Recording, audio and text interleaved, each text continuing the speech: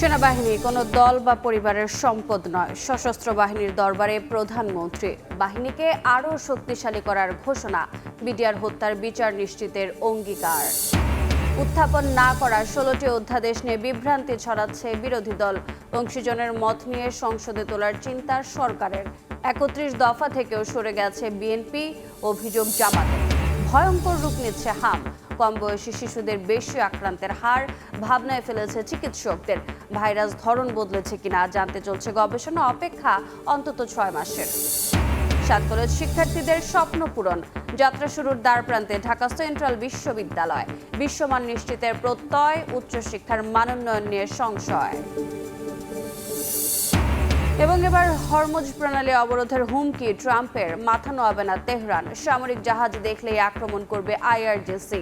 লেবাননে ইসরায়েলি হামলা অব্যাহত।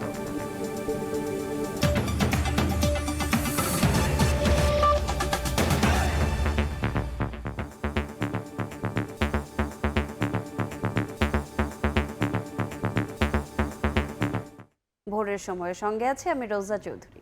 পিলখানায় হত্যাকাণ্ড চালিয়ে সেনাবাহিনীকে দুর্বল করে দেওয়া হয়েছিল। এরপরে 1.5 দশকের শাসন আমলে নানাভাবে সেনাবাহিনীকে বিতর্কিত করার চেষ্টা করা হয়েছে। ঢাকা সেনানিবাসে সশস্ত্র বাহিনীর দরবারে কথা বলেছেন প্রধানমন্ত্রী তারেক রহমান।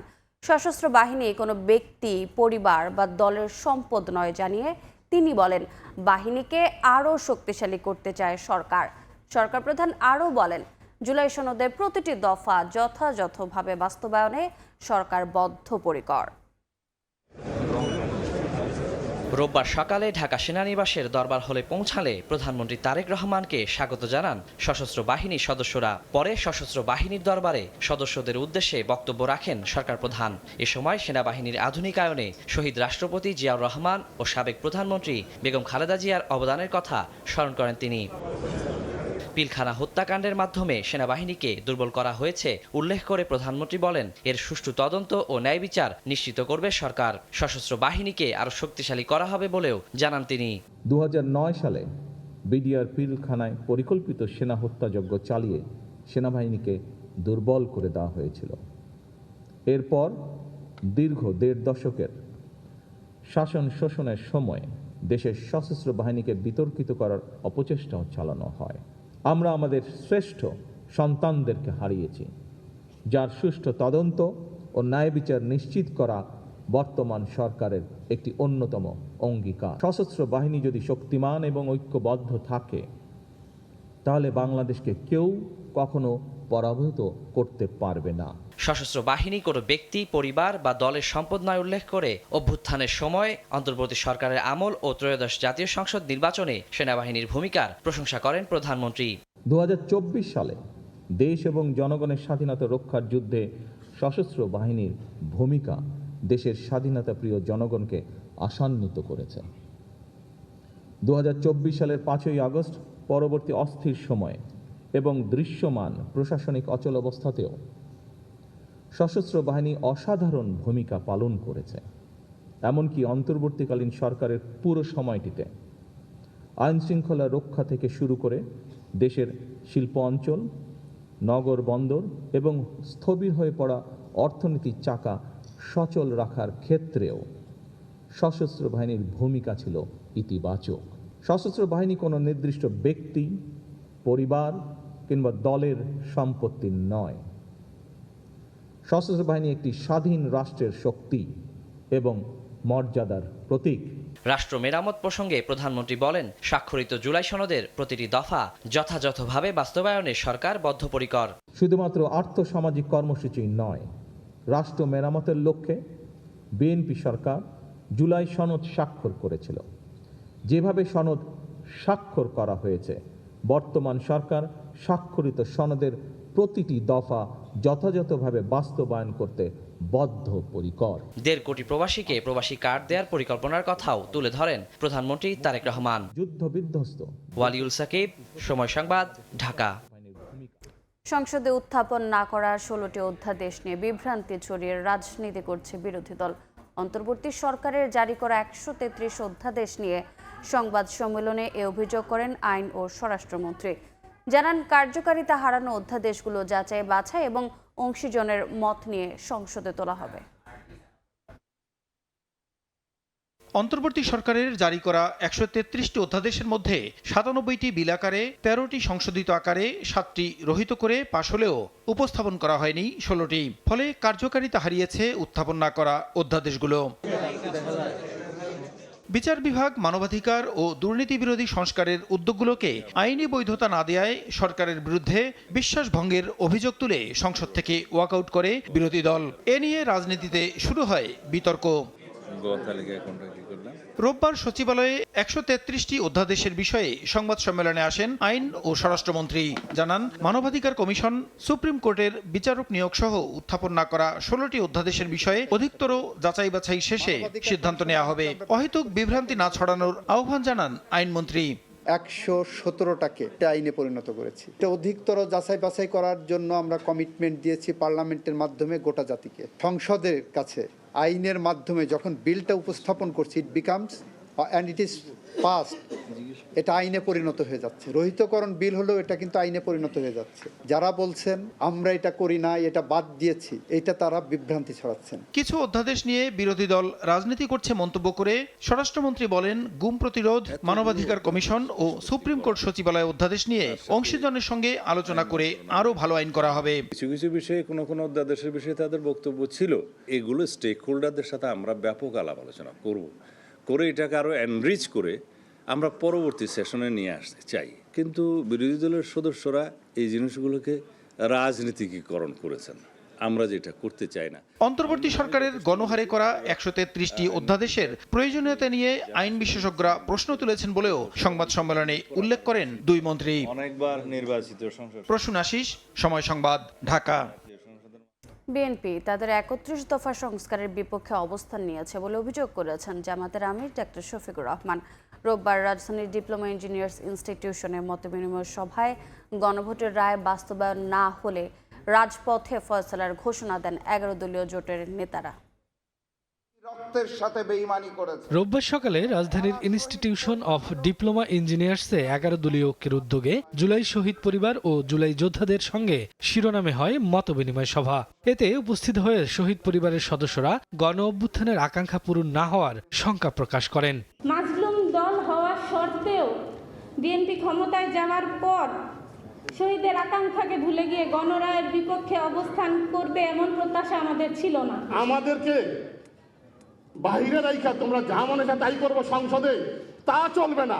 যদি সংসদে গণভোটের রায়ের মধ্য দিয়ে জুলাই সনদ বাস্তবায়ন না হয়, ফয়সালা রাজপথে হবে বলে হুঁশিয়ারি দেন ১১ দলীয় জোটের নেতারা। আপনারা বিরোধী দলের কবর খুঁড়বেন, আবার নিজেরা সংসদীয় স্বৈরতন্ত্রের পথে হাঁটবেন, তাহলে মনে রাখবেন ওই কবরের আপনাদের জায়গাটা হবে সবার আগে। রক্তে ভেজা এই ইতিহাস জুলাই সনদকে বিএনপি পার্লামেন্টে অস্বীকার করে সংবিধান সংস্কার পরিষদকে অস্বীকার করছে, গণভোটকে অস্বীকার করছে। সংসদকে যদি সরকার কুক্ষিগত করে দেয় তাহলে রাজপথে আসার জন্য আমরা সর্বাত্মকভাবে প্রস্তুতি নিচ্ছি। বিএনপি তাদের ৩১ দফা সংস্কারের বিপক্ষে অবস্থান নিয়েছে বলে মন্তব্য করেন জামায়াতের আমির। বিএনপি ওয়াদা দিয়েছিল ৩১ দফা সংস্কারের কথা বারবার বলে, এর প্রথম দফাই ছিল সংবিধান সংস্কার করবে তারা। এখন তারা তার বিপক্ষে অবস্থান নিয়েছে। সুতরাং তারা শুধু জাতির সাথে না, তাদের যে সংস্কারের দফা সেইটার সাথেও তারা কিন্তু বিশ্বাসঘাতকতা করছে। কেউ ফ্যাসিস্ট হওয়ার পায়তারা করলে রুখে দেওয়ার হুঁশিয়ারিও দেন জামায়াত আমির। শফিকুজ্জামান রুবেল, সময় সংবাদ, ঢাকা।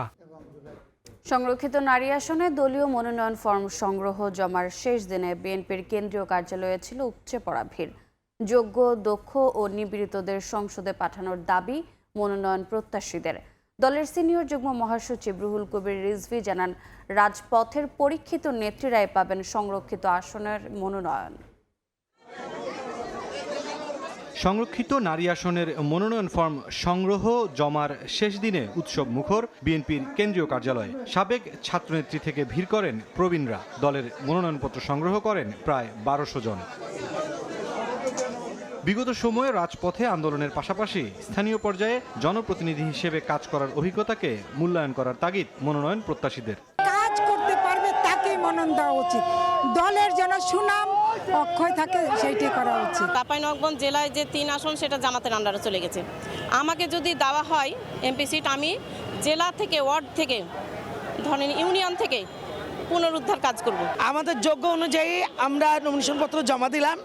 আসলে এটা নির্ধারণ করবে মাননীয় চেয়ারম্যান। গুম খুন সহ নিপীড়িত পরিবারের সদস্যদের দিকেও দলের মনোযোগ চান মনোনয়ন সংগ্রহকারীরা। ত্যাগী পরিবার যারা আছে তাদেরকে দল অবশ্যই মূল্যায়ন করবে। আগামী দিনের যে সংসদ হবে নারী আসনের, আমি চাই নবীন প্রবীণ মিলে যেন সুন্দর একটি সংসদ হয়। সকল সম্প্রদায়ের নারীদের ভাগ্য উন্নয়নে এবং সাম্প্রদায়িক সম্প্রীতি বজায় রাখার জন্য কাজ করে আমার প্রতিশ্রুতি। দলের সিনিয়র যুগ্ম মহাসচিব রুহুল কবির রিজভী জানান, জমা পড়া মনোনয়নপত্র উঠবে স্থায়ী কমিটির সভায়। বাছাইয়ে মূল্যায়ন করা হবে ত্যাগী ও যোগ্যদের। বিগত আন্দোলনে তার ভূমিকা, তার অবদান, পাশাপাশি পার্লামেন্টে কথা বলার জন্য তার যে উপযুক্ত দক্ষতা, যোগ্যতা, শিক্ষা, সব কিছুই বিবেচনা করবে দল। ত্রয়োদশ জাতীয় সংসদের সংরক্ষিত 50টি নারী আসনে ভোট হবে আগামী 12 মে। মুরসালিন হক জুনায়েদ, সময় সংবাদ, ঢাকা। ভোরের সময় আরও থাকছে। প্রতি বছর 2 মিলিমিটার দেবে যাচ্ছে বরিশালের মাটি, হেলে পড়ছে ভবন, কৃষিতেও নেতিবাচক প্রভাব। 50 বছরের মধ্যে বাসযোগ্যতা হারানোর শঙ্কা। গবেষণায় প্রাণ গেল আরও 10 শিশুর। নতুন করে হাসপাতালে ভর্তি হয়েছে 1200-র বেশি রোগী। প্রাদুর্ভাব মোকাবিলায় ঢাকাসহ 4 সিটিতে শুরু হয়েছে টিকাদান কর্মসূচি। টিকাদান সম্পন্ন হলে হামের প্রাদুর্ভাব নিয়ন্ত্রণে আসবে বলে জানিয়েছেন স্বাস্থ্যমন্ত্রী। বলেন, ডেঙ্গুর বিরুদ্ধেও কাজ করছে সরকার। দেশজুড়ে হামের প্রাদুর্ভাব মোকাবিলায় আনুষ্ঠানিকভাবে শুরু হলো হাম রুবেলা টিকাদান ক্যাম্পেইন। ঢাকার 2 সিটি কর্পোরেশনে টিকাদান কর্মসূচি উদ্বোধনীতে অংশ নেন স্বাস্থ্যমন্ত্রী, প্রতিমন্ত্রী, প্রশাসক সহ ইউনিসেফ ও বিশ্ব স্বাস্থ্য সংস্থার প্রতিনিধিরা। তীব্র রোদ ও দাবদাহ উপেক্ষা করে রোববার সকাল থেকেই টিকাদান কেন্দ্রগুলোতে সন্তানদের নিয়ে আসেন অভিভাবকরা। জটিল আকার ধারণ করছে, তাই তার থেকে সুরক্ষার জন্য আসলাম। ভালোই লাগতেছে, বাচ্চাদের টিকা দেওয়াতে অনেক উপকার হবে। দক্ষিণ সিটি কর্পোরেশনে টিকাদান কার্যক্রম উদ্বোধন করে স্বাস্থ্যমন্ত্রী বলেন, টিকাদান সম্পূর্ণ করা গেলে হামের প্রাদুর্ভাব নিয়ন্ত্রণে আসবে। From 6 months to 59 months, 1 month below 5 years, এই গ্রুপটাকে যদি আমরা টিকাদান কর্মসূচির আওতায় আনতে পারি, তাহলে আমরা মিজেলসের আত্মঘাতী হামলা থেকে বা রোগ থেকে আমরা নিজেদেরকে সেভ করতে পারব। এদিকে নগরবাসীর স্বাস্থ্যসেবা নিশ্চিতে মন্ত্রণালয়ের সঙ্গে একযোগে কাজ করার কথা জানিয়েছেন ঢাকার 2 সিটির প্রশাসক। জনগণকে সাথে নিয়ে আজকে এই সরকার এগিয়ে যাচ্ছে। আগামীতেও যে কোনো সমস্যা আসবে আমরা সবাই মোকাবেলা করব। শুধু স্বাস্থ্যসেবা নয়, এর বাইরে অনেক কিছু আছে। পরিষ্কার পরিচ্ছন্ন, মশা ব্যবস্থাপনা, নাগরিক অধিকার, তাদেরকে আরো সহজ করে দেওয়ার জন্য তাদের পাশে থেকে মনে হয় কিছু কাজ করলে আপনার জন্য ভালো হবে, আমার দল উপকৃত হবে। ঢাকা ছাড়াও বরিশাল ও ময়মনসিংহ সিটি কর্পোরেশনে টিকা কার্যক্রম চলবে 11 মে পর্যন্ত। সারা দেশে টিকাদান শুরু হবে 20 এপ্রিল। ঢাকার 2 সিটিতে টিকা পাবে 6 মাস থেকে 5 বছর বয়সী প্রায় 12,20,000 শিশু। সামদানি প্রত্যয়, সময় সংবাদ, ঢাকা। চরিত্র বদলেছে হামের। আগের রেকর্ড না থাকলেও এবার আক্রান্ত হচ্ছে 6 মাসের কম বয়সী শিশুরা। যদিও এখন একে নতুন ধরন বলে শনাক্ত করতে রাজি নন বিশেষজ্ঞরা।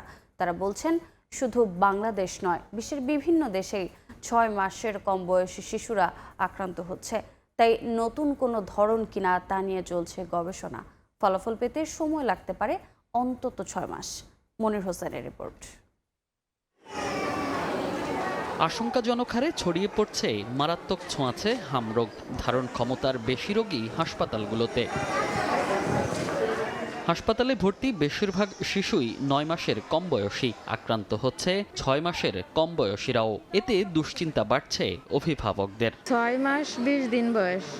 ওর প্রথমে হালকা চোখে একটু ময়লা আসছিল, পরে জ্বর আসছিল। বড় বড় অনেক বাচ্চা আছে, ওদের থেকে ছোটদেরকে ছড়াইছে, কারণ ওদের তো কোনো টিকা নেওয়ার মতো এখনো বয়সই হয় নাই। অনেকবার দেখাইছে, ওখানে যেয়ে বলে অ্যালার্জি টাইপের নিয়ে যান, সমস্যা নাই। পরের দিনই অনেক হয়েছে, পরে আবার গেছি শিশুতে বলে হাম হয়েছে। ওর পুরোপুরি সুস্থ হয়েছে। যাইবার 3 দিন পরে ওর পাতলা পায়খানা, বমি, তার 3 দিন পরে ওর শরীরে আবার র্যাশ। 6 মাসের কম বয়সের শিশুরা হামে আক্রান্ত হওয়ায় উদ্বেগ বাড়ছে চিকিৎসকদেরও। বলছেন, কম বয়সের শিশুদের হামে আক্রান্তের রেকর্ড না থাকলেও এবার আশঙ্কাজনকভাবে আক্রান্ত হচ্ছে। আমাদের মেডিকেল সায়েন্সে আমরা সাধারণত যে বই পড়ে আসছি সেখানে 6 মাসের নিচের বাচ্চাদের হাম সাধারণত হয় না। পিকুলিয়ারভাবে এই বছর যেটা হচ্ছে পিকুলিয়ার এবং খুব আতঙ্কজনক ব্যাপার যে 6 মাসের নিচের বাচ্চা আমরা এখন পর্যন্ত পেয়েছি 60 জন, 6 মাস থেকে 9 মাস পেয়েছি 65 জন, যেটা আগেই ছিল অলমোস্ট জিরোর কোঠায়। বয়স ভিত্তিক যে হামের আক্রান্ত রোগীর সংখ্যা একটা টোটালি 360 ডিগ্রি ঘুরে গেল। চরিত্র বদলে হামের এমন সংক্রমণ নতুন কোনো ধরন কিনা এমন প্রশ্নে বিশেষজ্ঞরা বলছেন, আগের টিকা কাজ করায় এখনই নতুন ধরন বলা যাচ্ছে না, তবে গবেষণা শুরু হয়েছে। নিশ্চিত হতে সময় লাগতে পারে 6 মাস। শুধু বাংলাদেশ না, অন্য দেশেও কিন্তু দেখা যায় 6 মাসের নিচের বাচ্চারা আক্রান্ত হচ্ছে।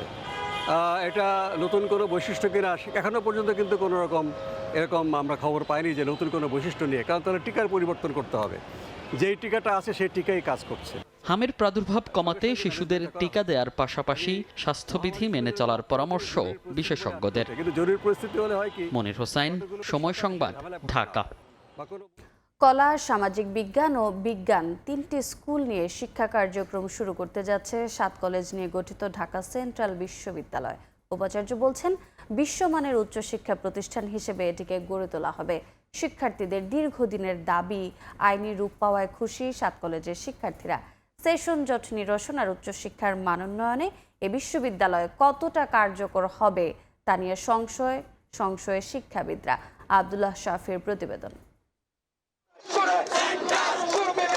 রাজপথের স্লোগান আর শিক্ষার্থীদের রক্ত আজ সার্থকতা পেয়েছে।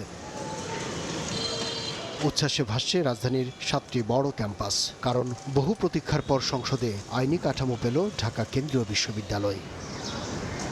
ঢাকা কলেজ, ইডেন, তিতুমির, বদরুন্নেসা, বাংলা, কবি নজরুল ও সোহরাওয়ার্দী কলেজের সমন্বয়ে গঠিত ঢাকা সেন্ট্রাল ইউনিভার্সিটি এখন দেশের 57তম পাবলিক বিশ্ববিদ্যালয়। এতদিনের আন্দোলনের ফলাফল, এটা তো অবশ্যই খুশির খবর। চাকরির বাজারেও সবার আগে দেখে বিশ্ববিদ্যালয় কোথায়, তো এখন আমাদেরও যেহেতু বিশ্ববিদ্যালয় হয়ে গেছে, তো আমাদের জন্য এটা ভালো।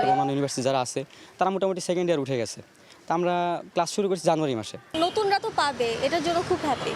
তবে এই অর্জনের আড়ালে পাহাড় সম চ্যালেঞ্জও দেখছেন তারা।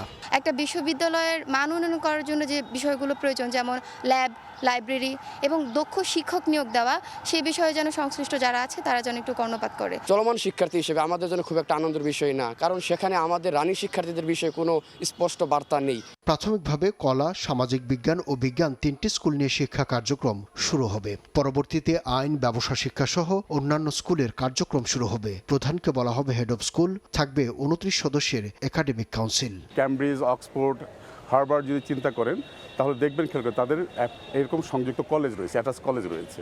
সুতরাং আমাদের এই শিক্ষার্থীরা এই কলেজে এডুকেশন নেবে, কিন্তু তারা সবাই তাদের পরিচয় বহন করবে ঢাকা সেন্ট্রাল ইউনিভার্সিটির স্টুডেন্ট।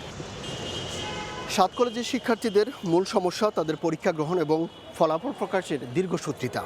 এখন বিশ্ববিদ্যালয় হওয়ার পর এর সঙ্গে যুক্ত হয়েছে এখানকার শিক্ষকদের স্ট্যাটাস। তারা কি এই বিশ্ববিদ্যালয়ের কাঠামোতে থাকবেন নাকি ক্যাডার পদমর্যাদায় থাকবেন? বিপুল পরিমাণ শিক্ষার্থীর একই বিভাগে তাদের ক্লাস, পরীক্ষা, এর সঙ্গে ইন্টারমিডিয়েটের বিপুল শিক্ষার্থী। এই সব মিলিয়েই নতুন বিশ্ববিদ্যালয়ের পথ চলা আসলে কেমন হবে সেই প্রশ্নও আছে। বিশ্ববিদ্যালয়ের অধীন কলেজগুলো ছিল, তখনই কিন্তু এই ধরনের জটিলতা হয়েছে বলে ঢাকা বিশ্ববিদ্যালয়ের অধীন থেকে কেন তারা চলে গেছে? এই ব্যবস্থাপনার জটিলতার কারণে তো গেছে। তাহলে আবার তো তারা সেই সংকটের মধ্যেই পতিত হবে, সেখান থেকে মুক্তি পাওয়ার সম্ভাবনা আমি খুবই কম দেখছি। যদিও উপাচার্য জানান শিক্ষার্থীদের ক্লাস পরীক্ষা কেন্দ্রীয়ভাবে নিয়ন্ত্রণ করা হবে, তবে বিশ্ববিদ্যালয়ের স্বতন্ত্র সত্তা নিয়ে প্রশ্ন শিক্ষাবিদদের। কোশ্চেন হবে সেন্ট্রালি, সব কিছু সেন্ট্রালি করবো আমরা। সুতরাং সেন্ট্রালি যখন হবে তখন আমার যারা শিক্ষক রয়েছেন, কারণ আপনারা এইভাবে চিন্তা করবেন না, কলেজ শিক্ষকদের মধ্যে অনেকেই আছে, দে আর ভেরি মাচ পটেনশিয়াল। অন্যান্য বিশ্ববিদ্যালয়ের সাথে তাদের সমন্বয় করে আমরা তাদেরকে পরীক্ষক নিয়োগ করবো, এক্সপার্ট নিয়োগ করবো, সুতরাং যাতে একটা ব্যালেন্স ফর্মে আসে। ঢাকা কলেজ তার আইডেন্টিটি বজায় রাখতে চাইবে, তিতুমির কলেজ কলেজ তার আইডেন্টিটি বজায় রাখতে থাকবে, চাইবে একই সাথে বিশেষ করে যে কনফ্লিক্ট অফ ইন্টারেস্ট দেখা দিবে যখন কেন্দ্রীয় বিশ্ববিদ্যালয় অথরিটি এবং এই কলেজ অথরিটি, এই কনফ্লিক্টটা কিন্তু আমাদের শিক্ষার গুণগত মানের উপরে নেতিবাচক প্রভাব রাখবে। রাজধানীর বুকে 7 কলেজ আসছে এক ছাতার নিচে, তবে বিশ্ববিদ্যালয়টির মূল ক্যাম্পাস ঢাকার কোথায় হবে তা এখনও ঠিক করা যায়নি। আব্দুল্লাহ শাফি, সময় সংবাদ, ঢাকা। বাজারে ভোজ্য তেলের সরবরাহ কমিয়েছে কিছু কোম্পানি। ব্যবসায়ীরা প্রস্তাব দিলেও জনগণকে স্বস্তি দিতে ভোজ্য তেলের দাম বাড়াচ্ছে না সরকার। সচিবালয়ে আমদানিকারক ও পরিবেশক কোম্পানিগুলোর সঙ্গে বৈঠক শেষে একথা জানান বাণিজ্যমন্ত্রী। হঠাৎ সারা দেশে ভোজ্য তেলের সরবরাহ ঘাটতি দেখা দিয়েছে। দোকানে দোকানে ঘুরে তেল কিনতে হচ্ছে ভোক্তাদের। কোথাও কোথাও তেলের সঙ্গে অন্য পণ্য কিনতে বাধ্য করার অভিযোগ উঠেছে। এমন পরিস্থিতিতে রোববার দুপুরে সচিবালয়ে ভোজ্য তেল উৎপাদক ও পরিবেশক প্রতিষ্ঠানের সঙ্গে বৈঠকে বসেন বাণিজ্যমন্ত্রী। প্রায় 2 ঘন্টার বৈঠকে ভোজ্য তেল আমদানি, বাজারে সরবরাহ পরিস্থিতি এবং দাম বাড়ানোর বিষয়ে আলোচনা হয়। বৈঠকের বিরতিতে বাণিজ্যমন্ত্রী জানান, বাজারে কিছু কিছু ব্র্যান্ডের তেল কম সরবরাহের সত্যতা মিলেছে। শান্তিনগর এবং কারণ বাজারে গিয়েছিলাম, সেখানে অনেক দোকানদার আমাকে অভিযোগ করেছেন যে রূপচাঁদা এবং তীর এই দুইটা ব্র্যান্ডের কমতি।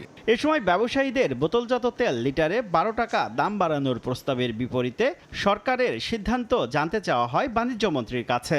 মন্ত্রী জানান, জনগণের কথা চিন্তা করে ভোজ্য তেল সহ কোনো পণ্যেরই দাম বাড়ানো হচ্ছে না। যেহেতু ভোজ্য তেল একটা সংবেদনশীল পণ্য, কোনো কারণে এটার বাজারে একটু কমতি হলে আপনারা মনক্ষুণ্ণ হন, ক্রেতারা নাখুশ হন। আমাদের প্রথম প্রায়োরিটি অগ্রাধিকার হচ্ছে দেশে কোনো দ্রব্যের মূল্য যাতে না বাড়ে, তো সেটিকে লক্ষ্য হিসাবে নিয়েই আমরা পদক্ষেপ নিব।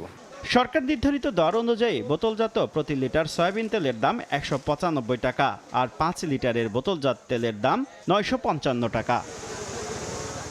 শুভ খান, সময় সংবাদ, ঢাকা। পয়লা বৈশাখে 11টি উপজেলার 20,671 জনকে দেয়া হবে কৃষক কার্ড। টাঙ্গাইল থেকে কর্মসূচির উদ্বোধন করবেন প্রধানমন্ত্রী তারেক রহমান। কৃষিমন্ত্রী জানান, কার্ডের আওতায় ন্যায্য মূল্যে কৃষি উপকরণ, সহজ শর্তে ঋণ সহ 10 ধরনের সুবিধা মিলবে। কৃষক কার্ড বিতরণ কর্মসূচি শতভাগ রাজনীতিমুক্ত রাখার প্রতিশ্রুতিও দেন মন্ত্রী। ফ্যামিলি কার্ড ও খাল খননের পর নির্বাচনী প্রতিশ্রুতি অনুযায়ী কৃষকদের নানা সুবিধা দিতে কৃষক কার্ড চালু করতে যাচ্ছে সরকার। পহেলা বৈশাখ টাঙ্গাইল থেকে এ কার্যক্রমের উদ্বোধন করবেন প্রধানমন্ত্রী তারেক রহমান। রোববার সচিবালয়ে সংবাদ সম্মেলনে কৃষিমন্ত্রী জানান, কার্ডের মাধ্যমে ন্যায্য মূল্যে কৃষি উপকরণ, সেচ সুবিধা, সহজ শর্তে কৃষি ঋণ সহ 10 ধরনের সুবিধা পাবেন কৃষকরা। ন্যায্য মূল্যে কৃষি উপকরণ প্রাপ্তি, ন্যায্য মূল্যে সেচ সুবিধা প্রাপ্তি, সহজ শর্তে কৃষি ঋণ প্রাপ্তি, স্বল্প মূল্যে কৃষি যন্ত্রপাতি প্রাপ্তি, সরকারি ভর্তুকি ও প্রণোদনা প্রাপ্তি, ন্যায্য মূল্যে কৃষি পণ্য বিক্রয়ের সুবিধা প্রাপ্তি। প্রাক পাইলটিং পর্যায়ে ভূমিহীন, প্রান্তিক ও ক্ষুদ্র কৃষকদেরকে কার্ডের মাধ্যমে সরাসরি বছরে 2500 টাকা করে নগদ সুবিধা দেবে সরকার। প্রাক পাইলটিং পর্যায়ে ভূমিহীন, প্রান্তিক ও ক্ষুদ্র কৃষকগণকে কৃষক কার্ডের মাধ্যমে সরাসরি 2500 টাকা হারে বার্ষিক নগদ সুবিধা প্রদান করা হবে। উক্ত কার্ডের মাধ্যমে কৃষকগণ প্রণোদনা ও সেবা গ্রহণ করবে, সার, বীজ, মৎস্য, প্রাণী ও খাদ্য সহ বিভিন্ন কৃষি উপকরণ ক্রয় করতে পারবে। প্রাক পাইলটিং কার্যক্রমে 8 কোটি 38 লাখ টাকা খরচ হবে জানিয়ে প্রধানমন্ত্রীর অর্থ উপদেষ্টা বলেন, কর্মপরিকল্পনা বাস্তবায়নে আগামী বাজেটে থাকছে বরাদ্দ। আমাদের লক্ষ্য 2 কোটি 27 লক্ষ কৃষক আছে, তাদের সবাই পাবেন। ন্যায্য মূল্যে যেমন কৃষককে পেতে হবে, ন্যায্য মূল্যে তেমনি ভোক্তাকে পেতে হবে। তার মানে যাতে করে আপনার মধ্যস্থতাকারীদেরকে কমানো যায়, সেটার কমানোর অন্যতম পদ্ধতি হচ্ছে ডিজিটাইজেশন করা। উদ্বোধনের দিন টাঙ্গাইল সহ 11টি উপজেলার 20,671 জন কৃষকের কাছে তুলে দেওয়া হবে কৃষক কার্ড, যা 4 বছরে পৌঁছে যাবে সারা দেশের কৃষকের কাছে। ধরনের কৃষক। প্রসূন আশিস, সময় সংবাদ, ঢাকা। খুলছে মালয়েশিয়ার শ্রমবাজার। সিন্ডিকেট ভেঙে অল্প খরচে কর্মী পাঠাতে সরকার কাজ করছে বলে জানিয়েছেন প্রধানমন্ত্রীর উপদেষ্টা মাহদি আমিন। বলেন, অবৈধ শ্রমিকদের বৈধ করার বিষয়েও ইতিবাচক সাড়া মিলেছে। প্রধানমন্ত্রী তারেক রহমানকে মালয়েশিয়া সফরে আমন্ত্রণ জানানো হয়েছে বলেও জানান তিনি। নানা অনিয়ম আর রিক্রুটিং এজেন্সির সিন্ডিকেটের কারণে 2018 সালে বাংলাদেশ থেকে জনশক্তি নেওয়া বন্ধ করে দেয় মালয়েশিয়া। তবে দায়িত্ব নেওয়ার পর বন্ধ দুয়ার খোলার উদ্যোগ নিয়েছে বিএনপি সরকার। গেল সপ্তাহে মালয়েশিয়া সফর করেন প্রবাসী কল্যাণমন্ত্রী আরিফুল হক চৌধুরী ও প্রধানমন্ত্রীর উপদেষ্টা মাহাদি আমিন। এ নিয়ে রোববার সচিবালয়ে ব্রিফিংয়ে মাহাদি আমিন জানান, শীঘ্রই উন্মুক্ত হবে মালয়েশিয়ার শ্রমবাজার। আমরা মালয়েশিয়ার মাননীয় প্রধানমন্ত্রী দাতু সেরি আনোয়ার ইব্রাহিমের সাথে কথা বলেছি। তিনি অত্যন্ত আন্তরিকতার সাথে বাংলাদেশের অবস্থান শুনেছেন এবং সেখানে ওনাদের আন্তঃমন্ত্রণালয়ের অনেক প্রতিনিধি ছিলেন। আমরা সেখানে বাংলাদেশের শ্রম বাজার উন্মুক্ত করবার জন্য ওনার সহযোগিতা চেয়েছি। তিনি নির্দেশনা দিয়েছেন যত দ্রুত সম্ভব বাংলাদেশে যেন বিদেশে বিশেষত মালয়েশিয়ার জনশক্তি রপ্তানিকে সহজতর করে আবার পুনরায় চালু করা সম্ভব হয়। স্বল্প ব্যয়ে ও স্বচ্ছ প্রক্রিয়ায় মালয়েশিয়ায় শ্রমিক পাঠাতে দুই দেশ একমত হয়েছে বলেও জানান প্রধানমন্ত্রীর উপদেষ্টা।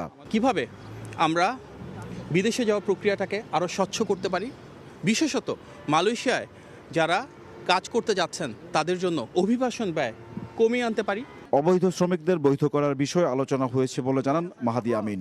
যারা এই মুহূর্তে মালয়েশিয়ায় রয়েছেন সেই বাংলাদেশি শ্রমিকদের জীবনমান কীভাবে আরও উন্নত করা যায়, ওনাদের সুযোগ সুবিধা কীভাবে বাড়ানো যায়, যাদের ডকুমেন্টেশন সমস্যা রয়েছে ওনাদেরকে কীভাবে লিগালাইজ করানো যায়, এবং এই বিষয়ে আমরা আমাদের দেশের অবস্থান তুলে ধরেছি।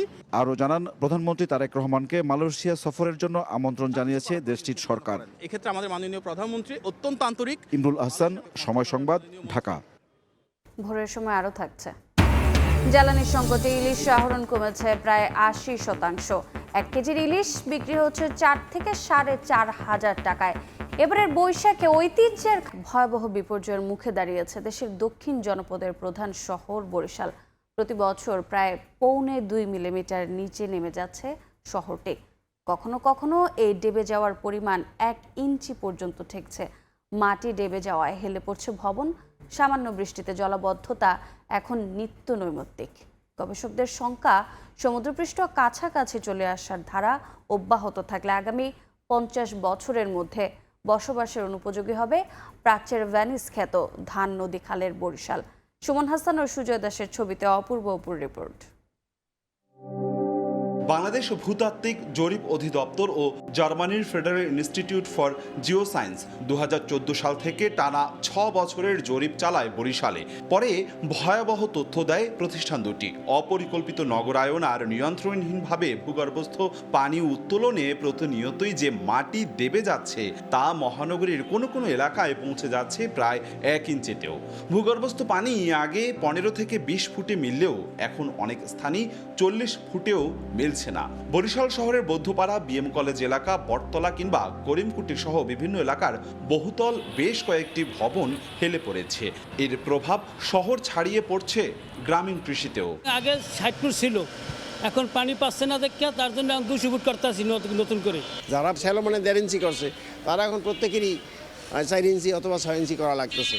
ছেলে মেয়ে, আমার নাতি নাতনি, তারপর প্রজন্ম নিশ্চয়ই ভীষণ অসুবিধায় পড়বে। কৃষি সহ সকল দিকে একটা নেতিবাচক প্রভাব আসতে পারে, যেটা আমাদের জন্য আসলে অ্যালার্মিং সিচুয়েশন। 2022 সালে বেসরকারি 3টি সংস্থার জরিপের তথ্য বলছে মহানগরীতে গভীর নলকূপের সংখ্যা 76,000। তবে নগর কর্তৃপক্ষের অনুমোদিত সংখ্যা মাত্র 7,000। বিশেষজ্ঞরা দোষছেন মাত্রাতিরিক্ত হারে ভূগর্ভের পানি উত্তোলন, একের পর এক জলাশয় ভরাট, অপরিকল্পিত নগরায়নে মানবসৃষ্ট দুর্যোগ ডেকে নিয়ে আসছে বরিশালবাসী। বরিশাল শহরের নিচে 3টা পানির লেয়ারের স্তর। প্রত্যেকেই যখন নাকি তার টিউবওয়েলটা বসাবে সে কিন্তু প্রথম লেয়ারে বসায় না, প্রত্যেকে 3rd লেয়ারে যাইয়া পানিটা দেয়। ফলে উপরের লেয়ারের পানিটা যখন নিচে একটা ভ্যাকুয়াম পড়ে যায় তখন ঠাস করে নিচে নেমে যায়। সুউচ্চ ভবনে সে অবকাঠামোগুলো মাটির উপরে এক ধরনের চাপ প্রয়োগ করে, যার ফলে মাটির গঠন প্রক্রিয়া বিভাজিত হয়ে যাচ্ছে। এটা যদি প্রতিরোধ করতে হয় সেক্ষেত্রে হয়তো আমাদের সারফেস ওয়াটারটাকে আমাদের প্রায়োরিটি দিতে হবে আর কি। সমস্যাগুলো ধরা পড়ছে না খালি চোখে, তবে পতন অব্যাহত থাকলে কাছাকাছি চলে আসতে পারে সমুদ্রপৃষ্ঠ আর ভূমি উপরিভাগের সমতল। সেক্ষেত্রে সামান্য উঁচু জোয়ারেও দেখা দেবে ভয়াবহ প্লাবন, তলিয়ে যাবে এ অঞ্চলের বিস্তীর্ণ জনপদ। তবে মাস্টার প্ল্যান অনুযায়ী বরিশালকে রক্ষা করার কথা জানান সিটি প্রশাসক। প্ল্যান অনুযায়ী আমরা যেহেতু কোনো কাজ করি না, যার জন্য পরিবেশগতভাবে যে কোনো ধরনের একটা বিপর্যয় হওয়ার সম্ভাবনা থেকেই যায়। বিশেষজ্ঞদের মতে বরিশালে মাটি দেবে যাওয়ার এ পতন অব্যাহত থাকলে আগামী 50 থেকে 60 বছরের মধ্যে বসবাসের অনুপযোগী হয়ে পড়বে এই জনপদ। অপূর্ব অপু, সময় সংবাদ, বরিশাল। বিদেশ থেকে আমদানিকৃত পণ্য লাইটার জাহাজের সংকটে খালাস করতে না পারায় এবার চট্টগ্রাম বন্দরের বহির্নোঙরে মাদার ভেসেলের জট তৈরি হচ্ছে বলে অভিযোগ উঠেছে। বিশেষ করে প্রয়োজনীয় ডিজেল না পাওয়ায় লাইটারগুলো গভীর সমুদ্রে যেতে পারছে না। খালাসে ধীরগতির কারণে এসব পণ্য যেমন সময় মতো বাজারে যেতে পারছে না, তেমনি অলস বসে থাকায় প্রতিটি মাদার ভেসেলকে প্রতিদিন 15 থেকে 25,000 মার্কিন ডলার জরিমানা গুনতে হচ্ছে। শাখাল টিপুর ক্যামেরায় বিস্তারিত জানাচ্ছেন পার্থপ্রতিম বিশ্বাস। চট্টগ্রাম বন্দরের বহির্নোঙরে অবস্থানরত 3টি মাদার ভেসেল বিদ্যুৎ কেন্দ্রের জন্য আনা অন্তত 1.5 লাখ মেট্রিক টন কয়লা লাইটার সংকটের কারণে খালাস বন্ধ রেখে কয়েকদিন ধরেই এভাবে বসে আছে। অন্যদিকে লাইটারিং জাহাজে পর্যাপ্ত ডিজেল সরবরাহ করে সংকট কাটাতে জ্বালানি মন্ত্রণালয়ের সচিব এবং বিপিসির কাছে আলাদা চিঠি দিয়েছে বাংলাদেশ চায়না পাওয়ার কোম্পানি। 1320 মেগাওয়াট ক্ষমতা সম্পন্ন পটুয়াখালীর পায়রা বিদ্যুৎ কেন্দ্রের জন্য ইন্দোনেশিয়া থেকে এসব কয়লা আমদানি করা হয়েছে বলে চিঠিতে উল্লেখ করা হয়েছে। 3টা কয়লা জাহাজ এছাড়া আরও অন্যান্য অনেক জাহাজ আউটারে আছে, তারা সাফিসিয়েন্ট তারা লাইটার ভেসেল পাচ্ছে না। এবং লাইটার ভেসেল ওনাদেরও কথা হচ্ছে আমরা লাইটার ভেসেলের সাথে আমরা যেটাকে আবার আনলোড করবে আমাদের ট্রাক বা এইসব লাগবে, এই সহযোগিতা আমরা পাচ্ছি না। চট্টগ্রাম বন্দরে বর্তমানে পণ্যবাহী 97টি মাদার ভেসেলের অবস্থান রয়েছে। এর মধ্যে বন্দরের প্রধান জেটিতে জাহাজ ভেড়ার ক্ষেত্রে কোনো জটিলতা না হলেও সংকট সৃষ্টি হচ্ছে বহির্নোঙরে। বিশেষ করে বহির্নোঙরে অবস্থানরত 79টি জাহাজের মধ্যে 56টিতে যেমন খালাস চলছে, তেমনি খালাসের অপেক্ষায় রয়েছে 23টি জাহাজ। শুধুমাত্র প্রয়োজনীয় লাইটার জাহাজের ব্যবস্থা না হওয়ায় প্রতিটি মাদার ভেসেলকে খালাস বন্ধ রেখে অতিরিক্ত সময় অপেক্ষা করতে হচ্ছে। জাহাজগুলি তেলের অভাবে মাদারশিপের গায়ে যাইতে পারতেছে না। আবার কোনো রকমের যদি 500 লিটার তেল দিয়ে লোড করে আসে, আবার সেটা ঢাকা যাওয়ার জন্য যে 3000 3,500 লিটার তেল লাগতেছে, এটার জন্য আবার 2-4 দিন বসে থাকতে হচ্ছে। এই জাহাজগুলি তেলের অপেক্ষা বসা আছে এবং তাতে মাদার জঞ্জাট হচ্ছে, পাশাপাশি লাইটারও সংকট হচ্ছে, যেহেতু এই লাইটারটা আবার ঢাকা যাবে, খালি হবে। চট্টগ্রাম বন্দর থেকে বিভিন্ন রুটে চলাচলকারী 1200টি লাইটার জাহাজের মধ্যে 150টি বিভিন্ন শিল্প গ্রুপের মালিকানাধীন হলেও বাকিগুলো চলে ব্যক্তি ও প্রতিষ্ঠান পর্যায়ে। গভীরতার কারণে পণ্যবাহী যেসব জাহাজ বন্দরে জেটিতে বার্থিংয়ের সুযোগ পায় না, সেই মাদার ভেসেলগুলো বহির্নোঙরে অবস্থান নিয়ে লাইটার জাহাজে পণ্য খালাস করে। এক্ষেত্রে লাইটার জাহাজে পণ্যের অবৈধ মজুত হচ্ছে কিনা তদারকি হলেও লাইটার সংকট নিরসনে তেমন কোনো ভূমিকা রাখতে পারছে না চট্টগ্রাম বন্দর কর্তৃপক্ষ। আমাদের নিয়মিত অভিযান কার্যক্রম চলমান আছে, যাতে কোনো ধরনের অবৈধ মজুদ কার্যক্রম কেউ চালাতে না পারে, এবং এটার ব্যাপারে প্রয়োজনীয় সহায়তা করার জন্য বাংলাদেশ নৌবাহিনী এবং বাংলাদেশ কোস্টগার্ডের সাথে আমাদের সমন্বয় রয়েছে। বাল্ক পণ্য হিসেবে পরিচিত গম, ভুট্টো, চাল সহ খাদ্যপণ্য, কয়লা, সার, সিমেন্ট, ক্লিংকার, চিনি, লোহার স্ক্র্যাপ খালাস হয় চট্টগ্রাম বন্দরের বহির্নোঙরে। বছরে যার পরিমাণ অন্তত 12 কোটি মেট্রিক টন। আর এসব পণ্য লাইটার যোগে পৌঁছে দেয়া হয় দেশের বিভিন্ন ঘাট এবং নদী বন্দরে। এর মধ্যে শুধুমাত্র বিদ্যুৎ কেন্দ্রের কয়লা পরিবহনে প্রতি মাসে 420টি লাইটার জাহাজের প্রয়োজন হয়। পার্থপ্রতিম বিশ্বাস, সময় সংবাদ। সাগরে ইলিশ শিকার কমে গেছে প্রায় 80%। আর এবার এমন সময়ে এসেছে পহেলা বৈশাখ। বাঙালির ঐতিহ্যবাহী পান্তা ইলিশের আয়োজন ঘিরে এবার দেখা দিয়েছে অনিশ্চয়তা। সরবরাহ কমে যাওয়ায় বাজারে কমছে ইলিশের উপস্থিতি, বাড়ছে দাম। সব মিলিয়ে এবারের বৈশাখে পান্তা ইলিশের ঐতিহ্য কিছুটা ফিকে হয়ে যাওয়ার আশঙ্কাই করছেন সংশ্লিষ্টরা। বিস্তারিত শিকদার জাবির হোসেনের রিপোর্টে, ক্যামেরায় ছিলেন তৌকিব পেদা। 14 এপ্রিল বাঙালির প্রাণের উৎসব পহেলা বৈশাখ। এই দিনে পান্তা ইলিশ শুধু খাবার নয়, এটি ঐতিহ্য, সংস্কৃতি আর উৎসবের এক জীবন্ত প্রতীক। কিন্তু এবারের বৈশাখে সেই চিরচেনা রূপে পড়েছে সংকটের ছায়া। ফলে ইলিশ শিকার কমেছে প্রায় 80%। বাজারে নেই কাঙ্ক্ষিত সরবরাহ, আর যা আছে তার দাম আকাশ ছোঁয়া। তাই অনেকের কাছেই এবারের পান্তা ইলিশ যেন উৎসব নয়, অপূর্ণতার গল্প। স্বপ্নেও চিন্তা করতে পারতেছি না যে একটা ইলিশ মাছ কিনবো। বাঙালির যে একটি উৎসব, সেই উৎসবটি আমাদের আসলে এবছর হবে না। সমুদ্রে মাছ শিকার ব্যাহত হয় সরাসরি প্রভাব পড়েছে সরবরাহে।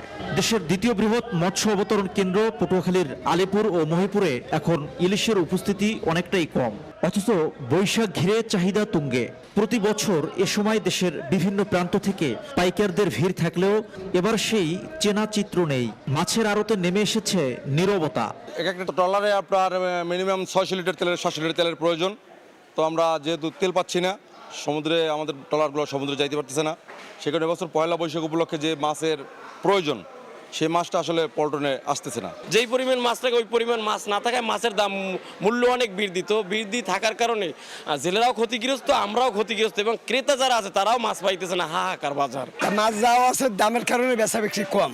অবতরণ কেন্দ্রে ইলিশ কম থাকায় পাইকারদের চাহিদা মেটাতে পারছেন না আড়তদাররা। এর প্রভাব পড়েছে খুচরা বাজারেও, দেখা দিয়েছে অস্থিরতা। সরবরাহ কমায় পাল্লা দিয়ে বাড়ছে ইলিশের দামও। 1 কেজি ওজনের ইলিশ বিক্রি হচ্ছে 4 থেকে 4,500 টাকায়, আর 700 থেকে 900 গ্রামের ইলিশ বিক্রি হচ্ছে 3.5 থেকে 4,000 টাকায়, আর 1 কেজির বড় ইলিশ বিক্রি হচ্ছে 4.5 থেকে 5,000 টাকায়, যা সাধারণ ক্রেতার নাগালের বাইরে। বিশ্লেষকরা বলছেন জ্বালানি সংকট, মৌসুমী চাহিদা এবং সরবরাহ ঘাটতি, এই 3 কারণ একসঙ্গে বাজারে চাপ তৈরি করেছে। এ পরিস্থিতিতে পান্তা ইলিশ অনেকের কাছেই বিলাসিতা হয়ে দাঁড়িয়েছে। গত কয়েক বছর কিন্তু আমাদের উপকূলীয় যে নদীগুলো রয়েছে এই জায়গাতেও কিন্তু ওইভাবে কিন্তু ইলিশ পাওয়া যাচ্ছে না। সুতরাং সার্বিকভাবে পহেলা বৈশাখে ইলিশের একটা সংকট থাকবে। তবে মৎস্য বিভাগের দাবি, পহেলা বৈশাখকে সামনে রেখে সংকট মোকাবেলায় জ্বালানি সরবরাহের উদ্যোগ নেওয়া হয়েছে। সরকারি যদি কোনো বিধিনিষেধ না থাকে, এটা অবশ্যই সাধারণ মানুষ তাদের নিজেদের মত মতো কার্যক্রম পরিচালনা করবে। এদিকে 15 এপ্রিল থেকে শুরু হচ্ছে ইলিশ শিকারে 58 দিনের সরকারি নিষেধাজ্ঞা। তার আগে দীর্ঘ সময় মাছ ধরতে না পারায় জেলেদের উপর চাপ আরও বেড়েছে। সব মিলিয়ে একদিকে ক্রেতাদের আক্ষেপ, অন্যদিকে জেলেদের জীবিকায় কড়া আঘাত। এই বাস্তবতাই উদযাপিত হচ্ছে এবারের পহেলা বৈশাখ। শিকদার জাবির হোসেন, সময় সংবাদ, পটুয়াখালী। বাংলা নববর্ষের সঙ্গে পান্তা যেন অবিচ্ছেদ্য অংশ। নতুন বছরের প্রথম দিনে মাটির শানকিতে পান্তা ইলিশ খাওয়াকে অনেকেই ধরেন বাঙালিয়ানার বহিঃপ্রকাশ হিসেবে। ইলিশকে সরিয়ে রাখলাম, তাহলে ঠিক কত বছর আগে বাঙালি পান্তা খাওয়া শুরু করেছিল? পহেলা বৈশাখে পান্তা ভাতের প্রচলন মূলত গ্রাম বাংলার কৃষকদের দীর্ঘদিনের খাদ্যাভ্যাস থেকে, যা 90 দশকের শেষের দিকে জনপ্রিয় হয়ে ওঠে ঢাকা সহ সারা দেশে। পান্তার গল্প জানাচ্ছেন ফাহরিয়া ফারুকী।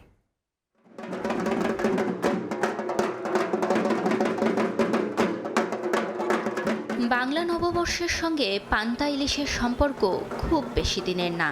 80-এর দশকে ঢাকার রমনা পার্কে কেন্দ্র করে শুরু হয় শহুরে বৈশাখ উৎসব। কয়েকজন সাংবাদিক ও সাংস্কৃতিক কর্মী আড্ডার ছলে সিদ্ধান্ত নেন বৈশাখের সকালে পান্তা ভাতের সঙ্গে ইলিশ মাছ ভাজা পরিবেশন করবেন। রমনার বটমূলের সামনে তারা প্রথমবারের মতো পান্তা ইলিশ উপভোগ করেন। বাঙালি ঠিক কত বছর আগে থেকে পান্তা ভাত খায় তা সঠিকভাবে জানা যায় না। তবে মধ্যযুগের বাংলা সাহিত্যের চণ্ডীমঙ্গল কাব্যে কালকেতুর ভোজন পর্বে মেলে পান্তার বর্ণনা। মোচরিয়া গোফ দুটা বাঁধিলেন ঘাড়ে, 1 শ্বাসে 7 হাড়ি আমানি উজারে, 4 হাড়ি মহাবীর খাই খুদ যাও, 6 হান্ডি মুসুরি সুপ মিশ্যাত থিলাও। চণ্ডীমঙ্গলের তথ্য বলছে বাংলা নববর্ষের সবচেয়ে প্রাচীন আঞ্চলিক অনুষ্ঠান ছিল আমানি। চৈত্র সংক্রান্তির শেষ বেলায় কৃষানি হাঁড়িতে অপরিপক্ক চাল ছড়িয়ে কচি আমপাতার ডাল বসিয়ে দিতেন। নববর্ষের দিনে সূর্যোদয়ের আগে ঘর ঝাড়ু দিয়ে আমপাতা সহযোগে সেই পানি উঠোন ও ঘরে ছড়িয়ে দিতেন কৃষানি। এরপর সেই ভেজানো ভাত পরিবারের সবাইকে খেতে দেওয়া হতো। গরমের দিনে শরীর ঠান্ডা রাখতে এবং আগের দিনের বাসি ভাত অপচয় রোধে গ্রামের মানুষ এটি খেতেন, যা পরে ঢাকাই সংস্কৃতির প্রতীক হিসেবে পহেলা বৈশাখের অবিচ্ছেদ্য অঙ্গে পরিণত হয়।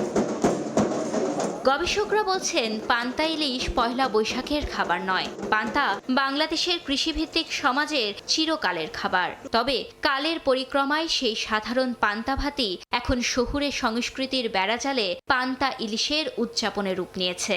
শহরে যখন কোনো গ্রামীণ সংস্কৃতি আসে তা অনেক পরিবর্ধিত নানান রূপে আসে। চিরাচরিত পান্তা আর যে কোনো মাছ কিংবা একটু ভালো খাবার খাওয়া, সেটাই এসে আমাদের শহরে এলিট ক্লাসের কাছে এসে পান্তা ইলিশ হয়ে গেল, যেটি আসলে সমাজের উপরে একটা চাপ তৈরি করে।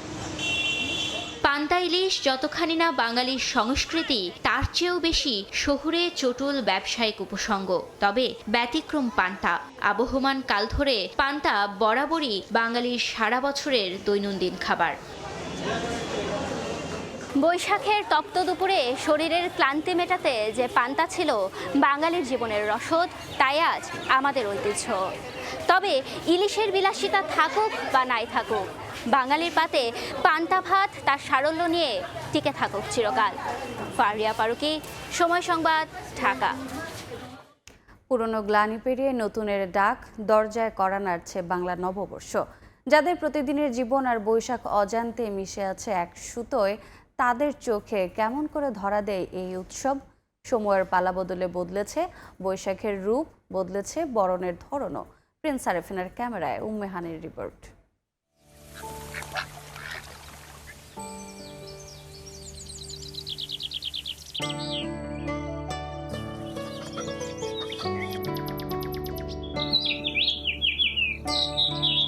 চৈত্রের বিদায়ী দিনের শেষে নতুনের আবাহন। প্রকৃতির এই পরিবর্তনে মানুষও সামিল। এমন এক জুটবদ্ধতা যেখানে প্রকৃতি ও মানুষ এক সুতোয় গাঁথা পড়ে নতুনের অপেক্ষায়। প্রকৃতির রূপে বেজে উঠছে বৈশাখের আগমনী সুর। আর এই বদলে যাওয়া আবহের বার্তা সবার আগে পৌঁছে যায় গ্রামীণ মানুষের চিরচেনা জীবনে। ঋতুরাই পালাবদল আপন ছন্দে জড়িয়ে নেয় প্রান্তিকের মাটি ও মানুষকে। গ্রামীণ জীবনে চৈত্র যেমন বিদায়ের, তেমনি হিসাব নিকাশেরও। প্রকৃতির এই ছোট্ট ছোট্ট পরিবর্তনই যেন মায়া হয়ে মিশে আছে গ্রামীণ মানুষের প্রতিদিনের কাজে। যেমন নিস্তব্ধ দুপুরে পুরনো ঘরটাকে নতুন করে গুছিয়ে তোলার চেষ্টা, কিংবা ছোট্ট ছোট্ট আয়োজনে নিজেকে সাজিয়ে তোলা। এসবের মধ্যেই ধরা দেয় আসন্ন উৎসবের আভাস। সরল প্রস্তুতিতেই যেন লুকিয়ে থাকে বৈশাখের ডাক। এখানে উৎসব ধরা দেয় না বিলাসিতা রূপে, বরং শান্তি এখানে পরম ধর্ম। কৃষিকাজ করি, বৈশাখে আসলে পান্তা ভাত খাই, গুড়ি উড়াইতাম, গুড়ি করতাম, ঘোড়া দৌড় দেখতাম। আব্বা জিলেবি টিলেবি কিনে দিছে বাড়িতে। এই সময় অনেক গরম পড়ে, তারপরও নিজেকে সাজিয়ে রঙিন করে অনুভূতি প্রকাশ করার মতো বৈশাখ। সময় বদলেছে বর্ষবরণের ধরনও। শহুরে চাকচিক্য এখানে নেই আড়ম্বরের বাহুল্য। তবুও প্রকৃতির সঙ্গে এ এক গভীর বোঝাপড়া, যেখানে টিকে আছে উদযাপনের আসল রূপ। গ্রাম বাংলায় বৈশাখ আসে আড়ম্বরভাবে, তবুও এখানকার মানুষের মধ্যে রয়েছে সকল মলিনতাকে ঝেড়ে ফেলে নতুন সম্ভাবনার আশা। তাই তো এই বৈশাখে সকল পুরনোকে মুছে ফেলে নতুন আসুক মহা সমারোহে। উম্মেহানি, সময় সংবাদ, গাজীপুর। বাংলা নতুন বছর বরণে চলছে শেষ মুহূর্তে প্রস্তুতি। ঐতিহ্য আর বাঙালিয়ানার ছোঁয়ায় উৎসবের ছাপ পড়েছে পোশাকেও। বিক্রিতে জমে উঠেছে রাজধানীর বিপণী বিতান। রঙিন সাজে নতুন করে নিজেকে সাজাতে চলছে কেনাকাটা। ঘর সাজাতে কদর রয়েছে মাটির সরা আর রিক্সা পেইন্টিংয়ে। অনুপ দত্তের ক্যামেরায় অন্তরা সেনের রিপোর্ট।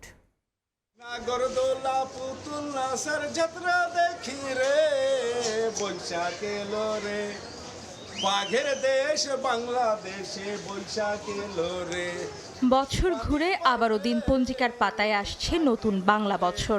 নববর্ষ বরণে প্রস্তুত বাংলাদেশ।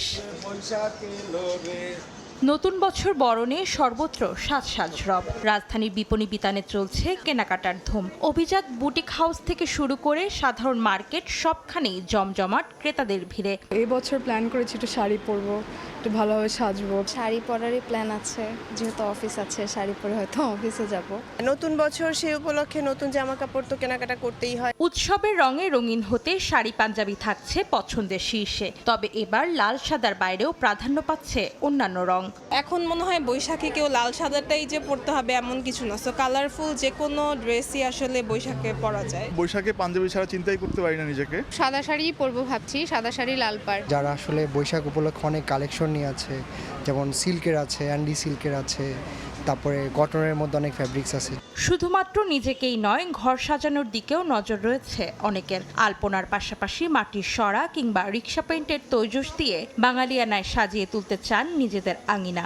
একদিনের জন্য হোক, কিন্তু উৎসবের জন্য যাতে ঘরটাও খুব সুন্দর লাগে বা একটু বাঙালিয়ানা ধাঁচ হয়। ভাস নিলেন, ওটার মধ্যে নতুন কিছু ফুল দিলেন, তারপর একটা নতুন প্ল্যাটার নিলেন বা একটা নতুন প্লেট টাইপের নিলেন, ওটার মধ্যে মিষ্টি দিলেন। বৈশাখ উপলক্ষে দেশীয় উদ্যোক্তারাও এবার প্রস্তুতি নিয়েছেন ভিন্নভাবে। ঈদের পর বেশ কিছুদিন সময় পাওয়ায় ক্রেতাদের সাড়া বেশি মিলছে বলে জানান তারা। বৈশাখের একটা চিরাচরিত আবেদন থাকে সাদা লাল, সো সাদা লালের উপরেই আমাদের প্রায়োরিটিটা বেশি থাকে। আমরা ব্লকের শাড়ি এনেছি, আর আমাদের মোস্ট সেলিং প্রোডাক্ট হচ্ছে মাথুরাই শাড়িগুলো। গতবার তুলনায় আমাদের মোটামুটি সেল ভালো হচ্ছে। যেহেতু ঈদের পরে একটা গ্যাপ ছিল বৈশাখের জন্য, সেহেতু কাস্টমার ওই সময়টাতে এবার বৈশাখের জন্য কেনাকাটা করছে। সাজ পোশাকে বাঙালিয়ানা ফুটিয়ে তুলতে কাঠ, মাটি সহ বিভিন্ন ধাতুর মানানসই গহনাও কিনছেন ক্রেতারা। নতুন বছর শুধুমাত্র ক্যালেন্ডারের পাতায় তারিখ বদলই নয়, নতুন বছর আমাদের জীবনে আসে নবচেতনায় বেঁচে থাকার তাগিদ হয়ে। তাই ঘরদোর সাজানোর পাশাপাশি আমরা নিজেকেও সাজিয়ে তুলি নতুন করে। অন্তরা সেন, সময় সংবাদ, ঢাকা। নতুন বর্ষবরণের শিল্পীদের তুলিতে রঙিন হয়ে উঠছে বরিশাল চারুকলা প্রাঙ্গণ। বাঙালির হাজার বছরের লোকজ ঐতিহ্যে 1433 বঙ্গাব্দ বরণ করতে চলছে বিভিন্ন সাংস্কৃতিক সংগঠনের নানা প্রস্তুতি। শিল্পীরা তাদের তুলিতে ফুটিয়ে তুলছেন বাঙালির সংস্কৃতি। সুজয় দাসের ছবিতে মেহেদী হাসান বাপ্পির রিপোর্ট। রং তুলি আর বাঁশ কাগজ নিয়ে ব্যস্ত সময় পার হচ্ছে চারুকলার শিক্ষার্থী ও শিল্পীদের। বর্ণিল আয়োজনে বাংলা নববর্ষকে বরণ করতে বরিশাল চারুকলায় এখন উৎসবের আমেজ। এবারের বৈশাখী শোভাযাত্রার সম্মুখভাগে পূর্ণতা দিতে তৈরি হচ্ছে বিশাল আকৃতির টিয়া পাখি ও নানা বৈচিত্র্যময় মুখোশ। শিক্ষার্থীরা তুলির আঁচড়ে ফুটিয়ে তুলছেন নানা চিত্র। এবার নববর্ষ শোভাযাত্রায় মূলত মূল আকর্ষণই হচ্ছে টিয়া পাখি। মুখোশগুলো এগুলো প্রাচীন একটা ঐতিহ্যের ধারক। পেঁচা এবং নানান রকমের কাজ আছে আমাদের। চারুকলার পক্ষ থেকে যে বয়োজ্যেষ্ঠরা আছে তাদের নির্দেশ অনুযায়ী বিভিন্ন উপকরণ তৈরি করছি। আমাদের গ্রাম বাংলার সবুজ এবং এখানে মিশিয়ে থাকে টিয়ে, তা আমরা মনে করি যে প্রাণ প্রকৃতির প্রতীক হিসেবে টিয়ে পাখি হচ্ছে আমাদের একান্ত নিজস্ব। পহেলা বৈশাখের সকালে বরিশাল বিএম স্কুল প্রাঙ্গণ থেকে বাংলা নববর্ষকে স্বাগত জানিয়ে শোভাযাত্রা শুরু হবে। একই সঙ্গে স্কুল মাঠে চলবে উদীচীর আয়োজনে 3 দিনের মেলা। উৎসব আয়োজনে শোভাযাত্রা থাকবে, সেটি যে নামেই হোক। আমরা মনে করি এটি বাঙালির প্রাণের উৎসব। 3 দিন মেলা হয়, আমাদের ভিতরে মঞ্চ থাকে। সন্ধ্যার সময় আমরা এই অনুষ্ঠান করে থাকি। শুধু চারুকলা নয়, বাংলা নববর্ষকে বরণ করে নিতে বরিশালের 35টি সাংস্কৃতিক সংগঠনে চলছে কর্মব্যস্ততা। মেহেদী হাসান বাপ্পি, সময় সংবাদ, বরিশাল। পয়লা বৈশাখ উদযাপনে বর্ণিল সাজে সেজেছে সৈকতের নগরী কক্সবাজার। হোটেল মোটেলে প্রত্যাশিত বুকিং না থাকলেও পর্যটকদের জন্য রয়েছে নানা আয়োজন।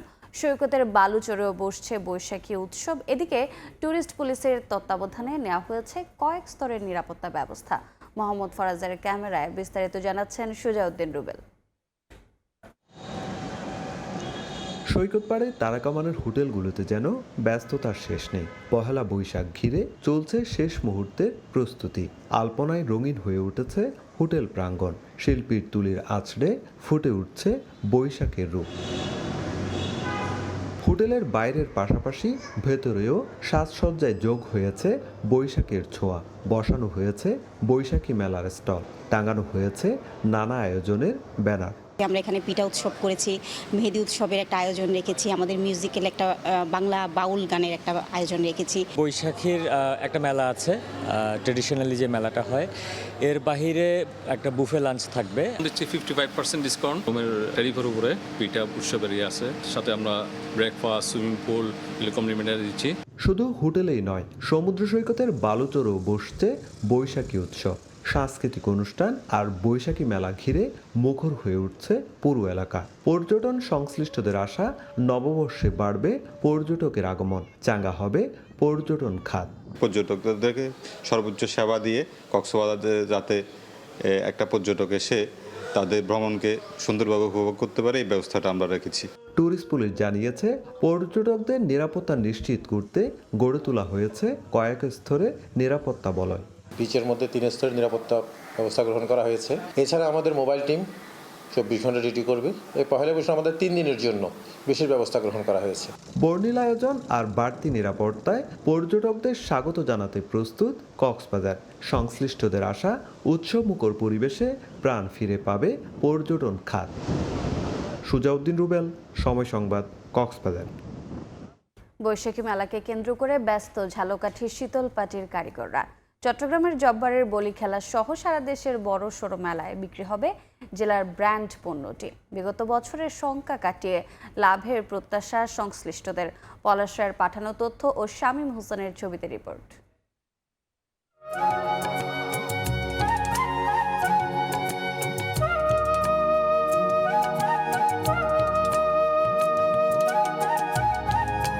প্যারা আর শীতল পাটি, এই নিয়ে ঝালকাঠি জেলার ট্যাগ স্লোগান হলেও প্রায় সারা বছরই চলে শীতল পাটি তৈরির ব্যস্ততা। বৈশাখ এলে ব্যাপক চাহিদা বাড়ায় পাটি কারিগরদেরও ব্যস্ততা বেড়ে যায় বহুগুণে।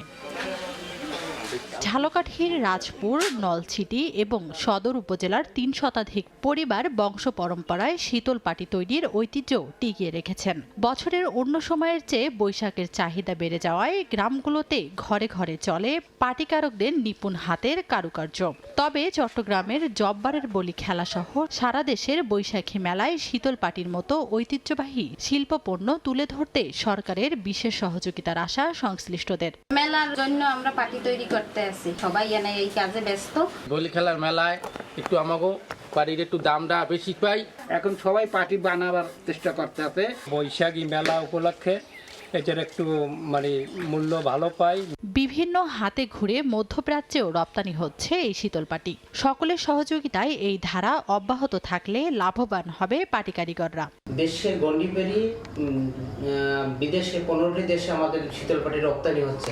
বিদেশে রপ্তানি করতে হলে বড় অঙ্কের একটা টাকার প্রয়োজন, আমাদের সেই ক্যাপাসিটি নেই বিদায় কিছু পার্টি আছে আমাদের কাছে পার্টি নিয়ে ওরা সেই পার্টিগুলো বিদেশে রপ্তানি করছে। পাইকারি 1500 টাকা থেকে শুরু করে প্রকারভেদে 5000 টাকায় বিক্রি হয় শীতল পাটি। সময় সংবাদ, ঝালকাঠি।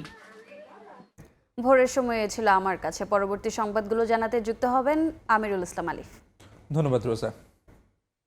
পরবর্তী সংবাদগুলো নিয়ে আসছি কিছুক্ষণ পর। দেখছেন ভোরের সময়, সঙ্গেই থাকুন। দক্ষিণাঞ্চলের প্রধান চিকিৎসা কেন্দ্র শেরেবাংলা মেডিকেল কলেজ হাসপাতাল প্রতিষ্ঠার 56 বছর পার করলেও আজও নেই কোনো ডায়রিয়া ওয়ার্ড।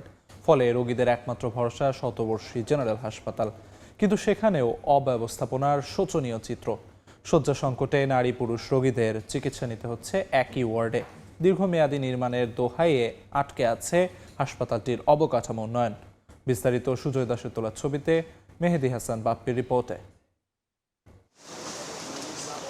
বিছানার দুই দিকেই পুরুষ রোগী, এক পাশে কোনো মতে কাপড়টা নিয়ে চিকিৎসা নিচ্ছেন কাশীপুরের নার্গিস আক্তার। এটি বরিশাল জেনারেল হাসপাতালের ডায়রিয়া ওয়ার্ডের চিত্র।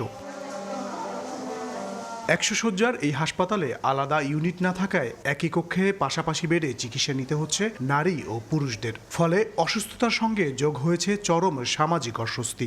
নারী পুরুষ একসাথে চললে তো ভালো না, লজ্জা লাগে না? সরকার দৃষ্টি রাখতো যে একটা মহিলা পুরুষ আলাদা ট্রিটমেন্ট দেওয়ার জন্য, তাহলে আমরা অনেক খুশি হইতাম। জায়গা সংকীর্ণতা হয়তো আছে, যার জন্য সম্ভবত তারা নারী পুরুষ এক জায়গায় দিচ্ছে। ফ্লোরের যে অবস্থা, তাদের তো ফ্লোরে থাকা যাচ্ছে না, যার কারণে আমরা এক বেডে 2 জন আছি। স্বাস্থ্য বিভাগের তথ্যমতে 1910 সালে প্রতিষ্ঠিত জেনারেল হাসপাতালটি 200 শয্যায় উন্নীত করার কথা থাকলেও তা কেবল কাগজে কলমেই সীমাবদ্ধ।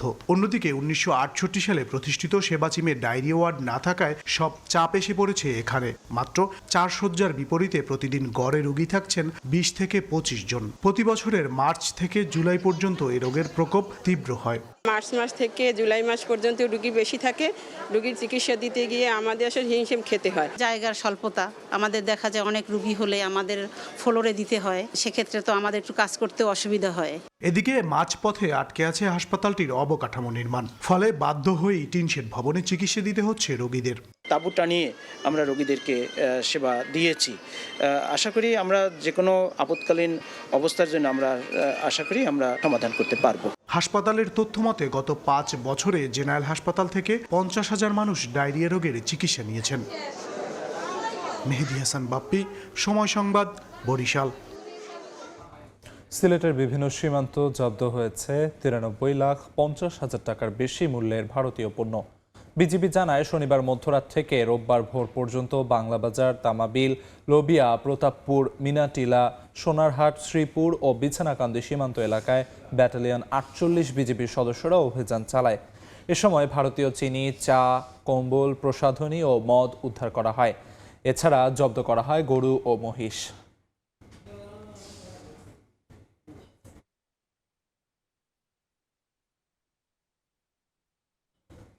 বরগুনার পাথরঘাটায় পানি উন্নয়ন বোর্ডের কয়েক কোটি টাকা মূল্যের জমি বেদখল হয়েছে। স্থানীয়দের অভিযোগ, পানি উন্নয়ন বোর্ড সরকারি মানুষের প্রত্যক্ষ সহযোগিতায় সরকারি জমিতে ঘর তোলা হয়েছে, আর এর মাধ্যমে লাখ লাখ টাকা হাতিয়ে নিয়েছে সে। শুধু তাই নয়, সামাজিক বনায়নের আওতায় রোপণ করা গাছ কেটেও ঘরে তুলে দিতে মামুনের হাত আছে বলে অভিযোগ বন বিভাগের। তার বিরুদ্ধে লিখিত অভিযোগ দিয়েছেন স্থানীয় এক ব্যক্তি। পরে পাথরঘাটা অফিস থেকে মামুনকে প্রত্যাহার করা হয়। এ বিষয়ে তদন্ত করে ব্যবস্থা নেওয়ার কথা জানিয়েছে নির্বাহী প্রকৌশলী। রুবেল হোসেনের ছবিতে সাইফুল মিরাজের রিপোর্ট। বরগুনার পাথরঘাটা উপজেলার ট্যাংরা এলাকায় পানি উন্নয়ন বোর্ডের বেড়িবাঁধের দুই পাশে সামাজিক বনায়নের গাছ কেটে তোলা হয়েছে ব্যবসা প্রতিষ্ঠান। স্থানীয়দের অভিযোগ, পানি উন্নয়ন বোর্ডের কার্য সহকারী মাহমুদুল হাসান মামুন দোকান প্রতি 30 থেকে 35,000 টাকা ঘুষ নিয়ে দোকান তুলে দিয়েছেন। পাথরঘাটা পৌরসভা, পদ্মা ও নাসনাপাড়া এলাকায়ও একইভাবে বেদখল হয়েছে পানি উন্নয়ন বোর্ডের জমি। এ ঘটনায় মামুনের বিরুদ্ধে উপজেলা নির্বাহী কর্মকর্তা ও নির্বাহী প্রকৌশলীর কাছে লিখিত অভিযোগ দেয়া হয়েছে। মামুনের শাস্তি দাবি করেছেন স্থানীয়রা। শব্দ অফিসের মামুন সাহেব আসছে বলে যে আমারে ঘর কিস্তি 10 হাত বাই 10 হাত 35,000 টাকা করে দেওয়া লাগবে। জাহাঙ্গীর খন্দকারের টাকা ফেরত দিচ্ছে, মামুন নিয়েছিল 8 টাকা কেউ থেকে ফেরত আনতে পারে নাই। প্রত্যেক দোকানই হচ্ছে 30,000 35,000 টাকা লাগবে, এছাড়া দোকান উঠবে না। বড় বলে অফিসার বন বিভাগের অভিযোগ, পানি উন্নয়ন বোর্ডের জমিতে সামাজিক বনায়নের আওতায় বন বিভাগের রোপণ করা গাছও মামুনের প্রত্যক্ষ সহযোগিতায় উজাড় করে ঘর তোলা হয়েছে। পাবলিক কেউ কিছু করা দিলেই ও ঘরে বাড়ি দেবে, টাকা চাইবে, টাকা দিলে ঘর উঠবে। মামুনের নামে দরখাস্ত দেওয়ার পর আমার ফোন দিয়ে 2 লাখ টাকা চাইছে।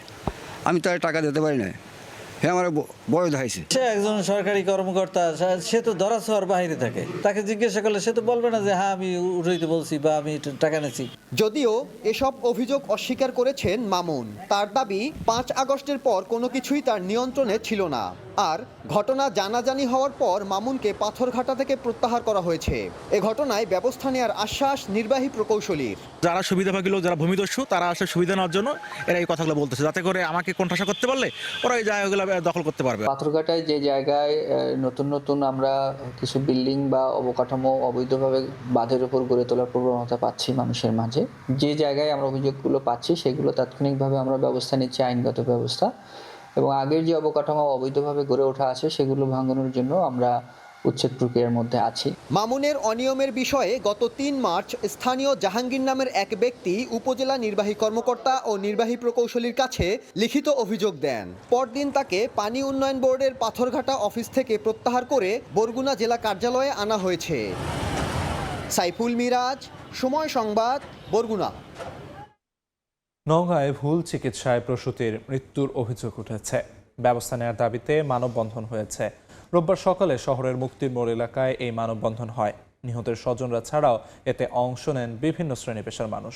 বক্তাদের অভিযোগ, প্রায়ই বেসরকারি হাসপাতালে ভুল চিকিৎসায় মানুষ মারা যাচ্ছে। এদের বিরুদ্ধে কঠোর ব্যবস্থা নেওয়ার দাবি জানানো হয়। গত 6 এপ্রিল শহরের মেট্রো হাসপাতালে অস্ত্রোপচারের সময় ব্যান্ডেজ প্রসূতির পেটের ভেতরে রেখেই সেলাই করেন চিকিৎসক। দুদিন পর অভ্যন্তরীণ সংক্রমণে মারা যান ওই নারী।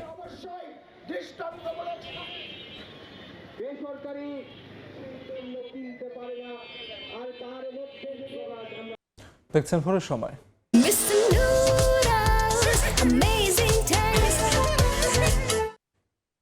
গাজীপুরে নিজ ঘর থেকে উদ্ধার হয়েছে গৃহবধূর মরদেহ। স্বজনদের দাবি, স্ত্রীকে হত্যার পর পালিয়ে যান অভিযুক্ত স্বামী। এদিকে নিখোঁজের একদিন পর রাজবাড়ীর পদ্মা নদীতে মিলল রিকশা চালকের মরদেহ।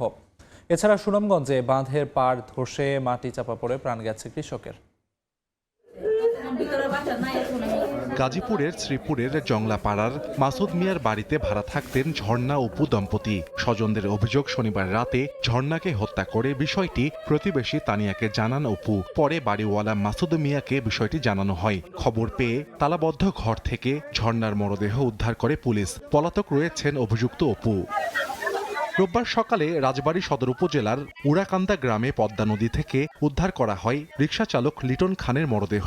শনিবার রাত থেকে নিখোঁজ ছিলেন লিটন। ধারণা করা হচ্ছে রিকশা ছিনতাই করে লিটনকে হত্যা করা হয়েছে।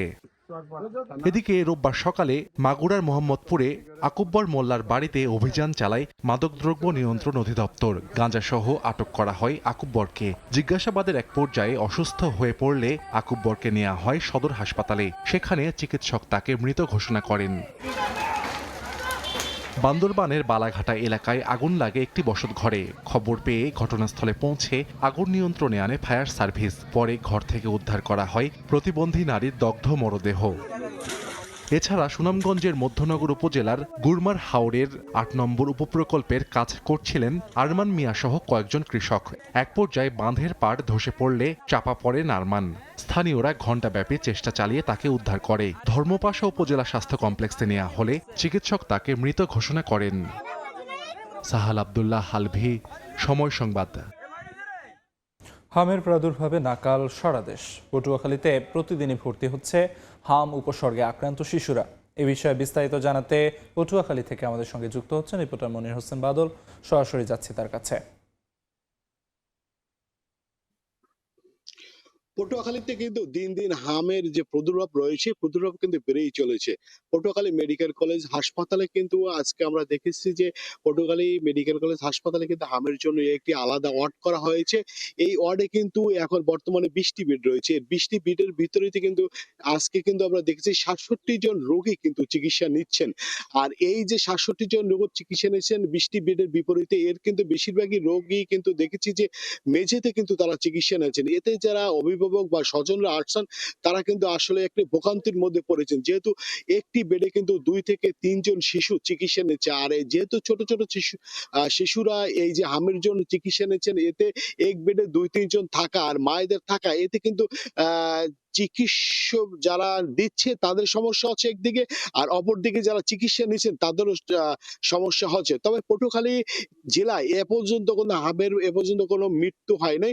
তবে পটুয়াখালী জেলায় এ পর্যন্ত প্রায় আজকে আমরা এখন পর্যন্ত তথ্য জানতে পেরেছি যে 124 জন জেলায় মোট চিকিৎসা নিচ্ছেন। এর ভিতর কিন্তু পটুয়াখালী মেডিকেল কলেজেই চিকিৎসা নিচ্ছেন 67 জন। আর এখান থেকে যদি বেশি যদি রোগীর বেশি সমস্যা হয়ে থাকে তাদেরকে বরিশাল অথবা ঢাকা পাঠানো হচ্ছে। আর আমরা এখন পর্যন্ত আজকে সকালে আমরা দেখেছি যে 67 জন রোগী যে চিকিৎসা নিচ্ছে পটুয়াখালী মেডিকেল কলেজ হাসপাতালে। এতে কিন্তু যে বেডের যে একটি সংকট রয়েছে, এই বেডের সংকটের বিষয়ে আমি যে পটুয়াখালী যে তত্ত্বাবধায়ক রয়েছে দিল্লুব ইয়াসমিন লিজা, আমরা তার সাথে কথা বলেছি। তিনি যে বিষয়টা জানিয়েছেন যে আপাতত যে শিশু ওয়ার্ডটি রয়েছে, শিশু ওয়ার্ডটি 20টি বেড রয়েছে। আর অপরদিকে যে আমরা হামের জন্য আলাদা একটি বেড করেছি, যে আইসোলেশনের যে বেডটা করা হয়েছে সেখানে 20টি বেডের বিপরীতে আমরা দিতে পারছি না, যার কারণে রোগী দিন দিন বাড়ছে আর আমাদের কিছুটা সমস্যা হচ্ছে চিকিৎসা দিতে। আর যেহেতু পটুয়াখালী মেডিকেল কলেজে 500 শয্যা একটি হসপিটাল রয়েছে, এই 500 শয্যা হসপিটালটি এখনো চালু হয়নি। এটি চালু হলে আর এই সমস্যাটা থাকবে না বলে তিনি আমাদেরকে নিশ্চিত করেছেন। যেহেতু পটুয়াখালী মেডিকেল কলেজে যে আজকে 67 জন চিকিৎসা নিচ্ছেন এবং প্রতিদিনই বিভিন্ন যে 8টি উপজেলা রয়েছে, 8টি একটি উপজেলায় কিন্তু বিভিন্ন উপজেলা থেকে গ্রাম থেকে হামের প্রাদুর্ভাব নিয়ে শিশু রোগীরা বেশিরভাগ এখানে আসছেন। আর এদেরকে যে পর্যাপ্ত ওষুধ রয়েছে, পটুয়াখালী মেডিকেল কলেজ হাসপাতালে পর্যাপ্ত ওষুধ রয়েছে, ওষুধে কোনো সমস্যা নেই এমনটি আমাকে জানিয়েছেন এখানকার কর্তৃপক্ষ। তবে একটি বিষয় কিন্তু সবাই কিন্তু বিষয়টা অভিযোগ করছেন যে যারা অভিভাবক স্বজনরা আসছেন, যেহেতু হামের ছোট ছোট বাচ্চারা এখানে চিকিৎসা নিচ্ছেন, এই চিকিৎসা নিতে এখানে যে পটুয়াখালী যে 4 তলায় যে নতুন আইএলএস যে নতুন যে একটি ওয়ার্ড করা হয়েছে, এই ওয়ার্ডে কিন্তু আসলে 20টি বেডে কোনো রকম সম্ভব নয় শিশুদের চিকিৎসা দেওয়ার জন্য। কারণ একটি বেডে 2-3 জন শিশু চিকিৎসা নেওয়া আসলে একটি সমস্যা হয়ে দাঁড়িয়েছে। আর অপরদিকে শিশুদের কিন্তু মেঝেতে কিন্তু চিকিৎসা নিতে হচ্ছে, কারণ বেশিরভাগই শিশু আমরা দেখেছি যে শিশুদের যদি বেডে রাখা হচ্ছে তাহলে হয়তো মায়েদের বিছানা শুতে হচ্ছে। শিশুদের কিন্তু আরেকটি সমস্যা সৃষ্টি হচ্ছে, দেখা যাচ্ছে যে যদি শিশুরা বেডে থাকে তাহলে হয়তো দেখা যাচ্ছে যে মায়েরা নিচে ঘুমালে হয়তো অনেক শিশু বেড থেকে নিচে পড়ে যাচ্ছে, এদিকে অসুস্থ শিশু কিন্তু আরো অসুস্থ হয়ে পড়ছে। তাই এখানকার যে যারা অভিভাবকরা আসছেন তারা কিন্তু একটি বলছেন যে বেড সংখ্যা বাড়ানোর জন্য। এদিকে হাসপাতাল কর্তৃপক্ষ বলছে খুব শীঘ্রই তাদের যেভাবে হামের প্রাদুর্ভাব বাড়ছে তাতে বেডের সংখ্যা তাদেরও চিন্তা ভাবনা আছে বাড়ানোর জন্য। এই ছিল পটুয়াখালী মেডিকেল কলেজ হাসপাতাল থেকে আমার কাছে হামের প্রাদুর্ভাবের রোগীর সর্বশেষ। সরাসরি যুক্ত ছিলাম পটুয়াখালীতে। গণভোটের রায় কার্যকর করা ও জুলাই সনদ বাস্তবায়নের ইস্যুতে রাজপথে নেমেছে জামায়াত এনসিপি সহ 11 দল। রোববার দেশের বিভিন্ন বিভাগ ও জেলা শহরে বিক্ষোভ সমাবেশ করে জোটটি। জনগণের আকাঙ্ক্ষার প্রতিফলন ঘটাতে গণভোটের রায় দ্রুত বাস্তবায়ন ও জুলাই সনদ বাস্তবায়নের দাবি জানান নেতাকর্মীরা। দাবি না মানলে কঠোর কর্মসূচি দেওয়ার হুঁশিয়ারি দেন তারা। গণভোটের রায় কার্যকর করা ও জুলাই সনদ বাস্তবায়ন ইস্যুতে বাকযুদ্ধে উত্তাল জাতীয় সংসদ। এবার তা গড়ালো রাজপথে। আন্দোলনে নামলো জামায়াত এনসিপি সহ 11 দল। দেশের বিভিন্ন বিভাগ ও জেলা শহরে বিক্ষোভ মিছিল এবং সমাবেশ করে জোটটি। জনগণের আকাঙ্ক্ষার প্রতিফলন ঘটাতে গণভোটের রায় দ্রুত বাস্তবায়ন করার দাবি জানান নেতাকর্মীরা। পাশাপাশি জুলাই সনদ বাস্তবায়নের মাধ্যমেই দেশে প্রকৃত গণতন্ত্র ও সুশাসন প্রতিষ্ঠা করা সম্ভব বলে মন্তব্য করেন তারা। 70% মানুষের যে গণ আকাঙ্ক্ষা, সেই আকাঙ্ক্ষাকে তারা বৃদ্ধাঙ্গুলি দেখিয়ে জাতির সঙ্গে এত তাড়াতাড়ি তারা যে প্রতারিত করবে এটা জাতি মাথায় রাখে নাই। বাংলাদেশের মানুষ আশা করেছিল একটি উন্নত, আধুনিক এবং সমৃদ্ধ ইনসাফ ভিত্তিক বাংলাদেশ। জুলাই সনদ বাস্তবায়ন না করা হলে কঠোর কর্মসূচির হুঁশিয়ারি দেন 11 দলীয় জোটের নেতারা। জুলাই সনদের পক্ষে ভোট দিয়েছেন আর জুলাই সনদকে অবজ্ঞা করা হচ্ছে। ভালো মানুষের মতো 69% দেশের জনগণের রায় মেনে নিয়ে জুলাই সনদকে কার্যকর করেন। জনগণের যে কোনো ন্যায্য দাবি আদায়ে রাজপথে থাকার অঙ্গীকার ব্যক্ত করেন 11 দলের নেতারা। মিরন আহমেদ, সময় সংবাদ। পিরোজপুরে নদী কেন্দ্রিক জাহাজ ভাঙার শিল্পে বাড়ছে কর্মসংস্থান, তবে এর আড়ালেই বাড়ছে ঝুঁকি ও দুর্ঘটনা। প্রয়োজনীয় প্রশিক্ষণ ও নিরাপত্তা সরঞ্জামের অভাবে জীবনের ঝুঁকি নিয়েই কাজ করছেন শ্রমিকরা। নিরাপদ কর্মপরিবেশ নিশ্চিত করা না হলে যে কোনো সময় বড় দুর্ঘটনার শঙ্কায় সংশ্লিষ্টরা। জিয়াউল হকের তথ্য ও তরিকুল ইসলাম অভির ছবিতে রিপোর্ট। ডজন খানেক নদী ও 7টি উপজেলা নিয়ে গঠিত নদীমাতৃক জেলা পিরোজপুর। ভৌগোলিক অবস্থানের কারণে নদীপথের অবাধ যাতায়াত এবং সন্ধ্যা নদীর দুই পারে গড়ে ওঠা বাণিজ্যিক সমৃদ্ধ নেসারাবাদ উপজেলায় গত 2 যুগেরও বেশি সময় ধরে গড়ে উঠেছে অসংখ্য ডকইয়ার্ড। খরচ তুলনামূলক কম হওয়ায় নতুন জাহাজ নির্মাণ, পুরাতন জাহাজ ভাঙা ও মেরামতের জন্য আনা হয় এসব ডকইয়ার্ডগুলোতে। তবে আধুনিক সরঞ্জাম ও প্রশিক্ষণের অভাবে প্রতিনিয়ত ঝুঁকি নিয়ে কাজ করছেন শ্রমিকরা। সামান্য অসাবধানতায় ঘটছে ছোট বড় অসংখ্য দুর্ঘটনা। এখানে প্রায় 2000 শ্রমিক কাজ করে, আর এখান থেকে সর্বোচ্চ 250 ফিট একটা জাহাজ নামছে। প্রশিক্ষণ এই জায়গা হয় না, এই জায়গা হলো শ্রমিক বাংলা কাজ করে। এইখানে যদি সরকারের একটা ট্রেনিং সেন্টার থাকতো আমাদের খুব ভালো হইতো। কাজবাজ তো চলতেছে, কিন্তু যদি একটু প্রশিক্ষণ ভালো হইতো, আরো উন্নত মানের জাহাজ এখানে তৈরি করা যাইতো। এসব ডকইয়ার্ডে কর্মরত শ্রমিকদের উন্নত প্রশিক্ষণ সহ সরকারি পৃষ্ঠপোষকতা ও সহজশর্তে ব্যাংক ঋণের ব্যবস্থা করতে তৎপরতার কথা জানান সংশ্লিষ্ট কর্মকর্তা। সরকারি পৃষ্ঠপোষকতায় তাদের যে ধরনের প্রশিক্ষণ তাদের জন্য সহায়ক হবে, সেগুলো আমরা অন্যান্য দপ্তরের সাথে আলোচনা করে তাদেরকে সেখানে প্রশিক্ষণের ব্যবস্থার জন্য আমরা যথেষ্ট সহায়তা করব। জেলায় ছোট বড় মিলিয়ে 1/2 ডকইয়ার্ড রয়েছে।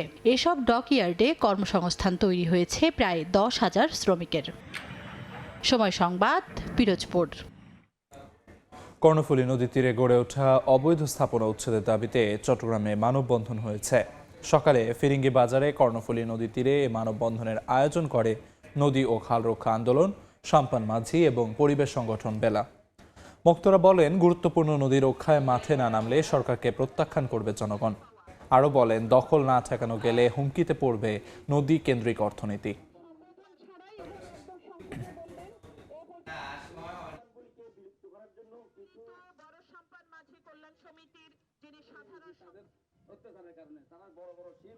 সম্মানিত সুধী, এখানে মাঝি ভাইরা আছেন তাই আমরা আমাদের মাঝিদের মাঝে আছি।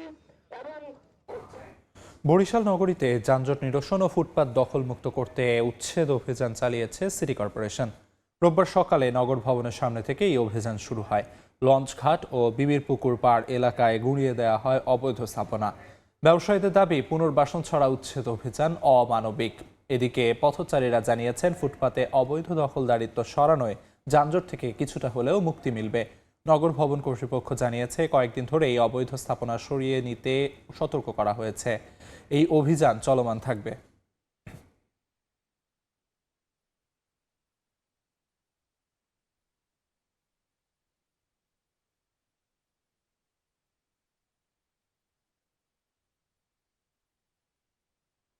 ভোরের সময় আরও থাকছে, হাঙ্গেরিতে ট্রাম্প পুতিনের ঘনিষ্ঠ মিত্র ভিক্টর অরবানের 16 বছরের শাসনের অবসান। বিরোধী অবৈধ যানবাহনের যানজটে নাকাল পটুয়াখালী পৌরবাসী। লাইসেন্সবিহীন ব্যাটারি চালিত অটোরিকশার কারণে প্রতিদিন ঘটছে ছোট বড় অসংখ্য দুর্ঘটনা। ট্রাফিকের নির্দেশ অমান্য করলে তাদের বিরুদ্ধে ব্যবস্থা নেওয়ার আশ্বাস পুলিশের। সুজন দামের তোলা ছবি ও মনির হোসেন বাদলের পাঠানো তথ্যের রিপোর্ট। যত্রতত্র পার্কিং, ট্রাফিক সিগন্যাল অমান্য করে দাপিয়ে বেড়াচ্ছে ব্যাটারি চালিত অটোরিকশা। পটুয়াখালী পৌরসভার লাইসেন্সকৃত অটোরিকশার সংখ্যা প্রায় 4,500 হলেও বাস্তবে এর সংখ্যা প্রায় 8,000। প্রতিদিন সকাল থেকে রাত পর্যন্ত শহরের চৌরাস্তা থেকে সবুজবাগ মোড়, নিউ মার্কেট, তিতাস সিনেমা মোড়, লঞ্চঘাট সহ সদর রোডে অটোরিকশার জট মারাত্মক আকার ধারণ করে। অধিকাংশ সময় রাস্তার অর্ধেকটা জুড়েই দাঁড়িয়ে থাকায় তীব্র যানজট সৃষ্টি হওয়ায় ভোগান্তিতে পড়েন পথচারী সহ স্কুলের শিক্ষার্থীরা। হরান দেওয়ার পরও তারা চাপে না, তারা পারা তো গাড়ির আগে যেতে পারে, সাইড দিতে চায় না। যাত্রী জানলে আমাদের জানলে রিক্সে গাড়ি চালানো লাগে। অটো চলাচলের কারণে আমরা দুর্ঘটনা হয় বেশি। মহাসড়কের রাস্তার পাশে দাঁড়ানো যাচ্ছে না এই অটোর কারণে। হাইওয়ে রোডে এই অটো নিয়ন্ত্রণে সরকার যেন কাজ করে। শহরের শৃঙ্খলা আনতে নানা উদ্যোগের কথা জানান পৌর প্রশাসক। আর পুলিশ বলছে, অবৈধ যানবাহন বন্ধে দ্রুতই পদক্ষেপ নেওয়া হবে। এগুলোকে অপসারণ করার জন্য বিভিন্ন সময় আমাদের বক্তব্য উপস্থাপন করেছি, কিন্তু সরকার এবার এ বিষয়ে কোনো প্রশাসন এ বিষয়ে কোনো পদক্ষেপ জোরালোভাবে নিচ্ছে না। সচেতনতার মাধ্যমে এটা নিয়ন্ত্রণ করা প্রয়োজন এবং মোবাইল কোর্ট পরিচালনার মাধ্যমে এটা করা যেতে পারে। তাদেরকে আটক আদেশ বা তাদের জব্দ করা যেতে পারে। পটুয়াখালী পৌরসভার 30 বর্গ কিলোমিটার এলাকার প্রায় 609 কিলোমিটার পাকা সড়ক রয়েছে। ফায়ার সার্ভিস ও সিভিল ডিফেন্স স্টেশনের তথ্য মতে গত 1 বছরে পৌর এলাকায় 52টি দুর্ঘটনার বেশিরভাগই ঘটেছে অটোরিকশার কারণে। সময় সংবাদ, পটুয়াখালী। গোপালগঞ্জের কাশিয়ানীতে 34 লাখ টাকার মাদক ও নগদ অর্থসহ শীর্ষ এক মাদক ব্যবসায়ীকে গ্রেফতার করেছে পুলিশ। রোববার দুপুরে পুলিশ সুপারের কার্যালয়ে আয়োজিত সংবাদ সম্মেলনে জানানো হয়, শনিবার রাত 3:30টার দিকে উপজেলার পশ্চিম রাতইলে অভিযান চালানো হয়। এ সময় মাদক ব্যবসায়ী শেখ শহীদুল ইসলাম আকাশকে তার বাড়ি থেকে গ্রেফতার করা হয়। জব্দ করা হয় 10,207 পিস ইয়াবা, 2 কেজি গাঁজা ও মাদক বিক্রির নগদ 4,26,800 টাকা। তার বিরুদ্ধে মাদকদ্রব্য নিয়ন্ত্রণ আইনে 4টি এবং বিশেষ ক্ষমতা আইনে 1টি সহ মোট 5টি মামলা রয়েছে।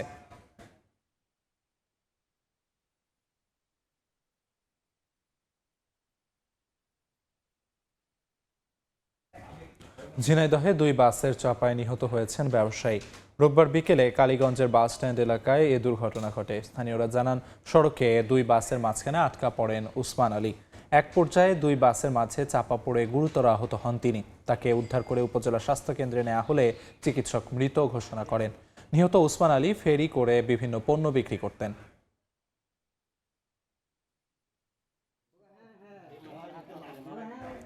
নারায়ণগঞ্জে তিতাসের অভিযানে বিচ্ছিন্ন করা হয়েছে অবৈধ 300 গ্যাস সংযোগ। রোববার দুপুর থেকে বিকেল পর্যন্ত সদর উপজেলার এনায়েতনগরে জেলা প্রশাসনের নির্বাহী ম্যাজিস্ট্রেট তারিফ আল তাওহিদের নেতৃত্বে অভিযান চালায় তিতাস গ্যাস কর্তৃপক্ষ। চাঁদনী হাউজিংয়ের 50টি বাড়ির 250টি অবৈধ গ্যাস সংযোগ বিচ্ছিন্ন করা হয়। পরে কাশিমপুর এলাকায় বিচ্ছিন্ন করা হয় 10টি বাড়ির আরও 50টি অবৈধ গ্যাস সংযোগ। জব্দ করা হয় প্রায় 400 ফুট অবৈধ পাইপ সহ বিভিন্ন সরঞ্জাম। পরে অবৈধ সংযোগের পাইপগুলো অপসারণ করে তিতাস। এছাড়া এক আবাসিক গ্রাহককে জরিমানা করা হয় 10,000 টাকা।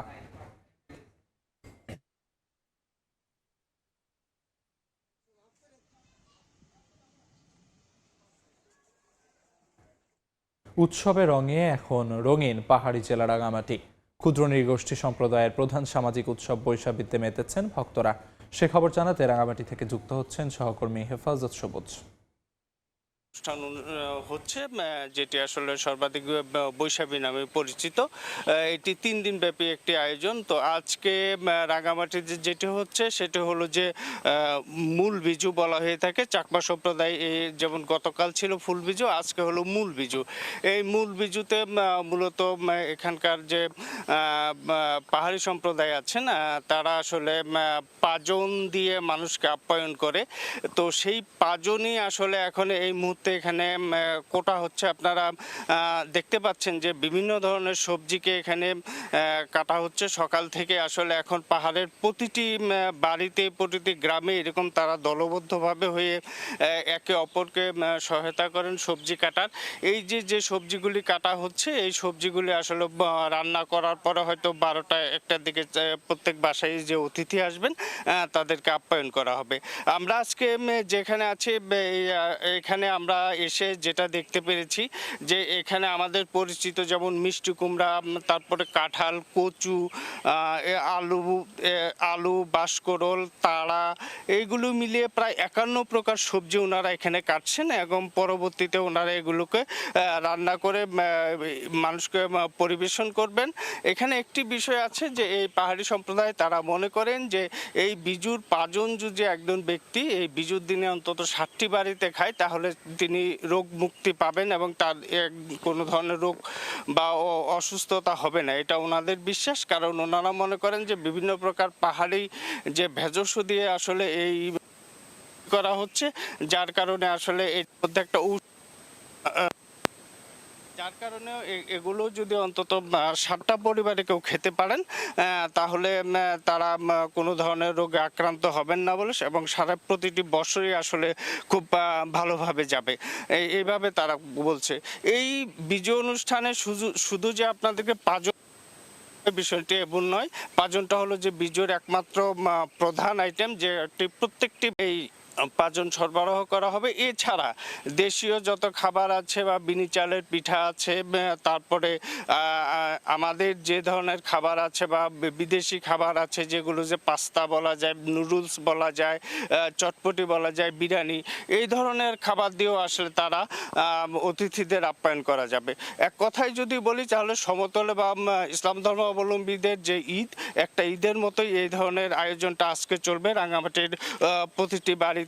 সেখানে আপনি পরিচিত অপরিচিত যেই হন না কেন তাকে নিয়ে আসলে সেখানে এই ধরনের আপ্যায়ন করা হয়ে থাকবে এবং নির্দ্বিধায় তারা এখানে এই ধরনের আতিথেয়তায় আসলে তারা বরণ করে নেবে। আরেকটি বিষয় বলে রাখি, এই বাংলাবর্ষ বরণ এবং বিদায় উপলক্ষে যে আয়োজনটি চলছে রাঙামাটিতে 3 দিন ব্যাপী চলবে। আজকে হলো যে মূল বিজু, এর আগে ছিল ফুল বিজু, আগামীকাল বাংলা নববর্ষ হবে গজ্জাপজ্জা, অর্থাৎ ওই দিন তারা শুয়ে বসে কাটাবেন। তো এই যে রাঙামাটিতে যে বিজু ছিল, বিজুর আয়োজন চলছে, এই ছিল আমার কাছে তার সর্বশেষ। রাঙামাটি থেকে সবশেষ খবরাখবর জানাচ্ছিলেন সহকর্মী হেফাজত সবুজ। দেখছেন ভোরের সময়। অ্যালটেক অ্যালুমিনিয়াম, গড়ে উঠছে আগামী শহর। সোমবার থেকে হরমুজ প্রণালীতে চলাচল করা সব জাহাজ অবরোধের হুমকি দিয়েছেন মার্কিন প্রেসিডেন্ট ডোনাল্ড ট্রাম্প। তবে কোনো হুমকি ধামকিতেই মাথা নত করা হবে না বলে সাফ জানিয়েছে ইরান। হরমুজে সামরিক জাহাজ দখলেই কঠোরভাবে মোকাবেলার হুঁশিয়ারি দিয়েছে আইআরজিসি। আন্তর্জাতিক আইনের প্রতি সম্মান জানালে যুক্তরাষ্ট্রের সঙ্গে চুক্তি সম্ভব বলে মন্তব্য করেছেন ইরানি প্রেসিডেন্ট। একই সুর মার্কিন ভাইস প্রেসিডেন্টের কণ্ঠেও। এদিকে লেবাননে যুদ্ধ চালিয়ে যাওয়ার হুঁশিয়ারি দিয়েছেন নেতানিয়াহু। হরমুজ প্রণালী ঘিরে মুখোমুখি অবস্থানে যুক্তরাষ্ট্র ও ইরান। তেহরান আত্মসমর্পণ করবে না এমন ঘোষণার পর হরমুজ প্রণালী দিয়ে চলাচল করা সব জাহাজ অবরোধের হুমকি দিয়েছেন মার্কিন প্রেসিডেন্ট ডোনাল্ড ট্রাম্প। ইরানের জ্বালানি অবকাঠামো গুঁড়িয়ে দেওয়ার হুমকিও পুনর্ব্যক্ত করেন তিনি। মার্কিন সামরিক বাহিনীর সেন্ট্রাল কমান্ড জানিয়েছে 13 এপ্রিল থেকে ইরানের ওপর নৌ অবরোধ কার্যকর হবে। ট্রাম্পের ঘোষণা অনুযায়ী এদিন সকাল 10টা থেকে ইরানি বন্দরগুলোতে আসা যাওয়া করা সব ধরনের নৌ চলাচল বন্ধ করে দেয়া হবে। ট্রাম্পের এমন মন্তব্যের পর ইরানের বিপ্লবী গার্ড বাহিনী স্পষ্ট হুঁশিয়ারি দিয়েছে, হরমুজ প্রণালীর দিকে কোনো সামরিক জাহাজ দেখলেই কঠোর ব্যবস্থা নেওয়া হবে। তবে বেসামরিক জাহাজ চলাচলের জন্য প্রণালী উন্মুক্ত বলে জানিয়েছে আইআরজিসি।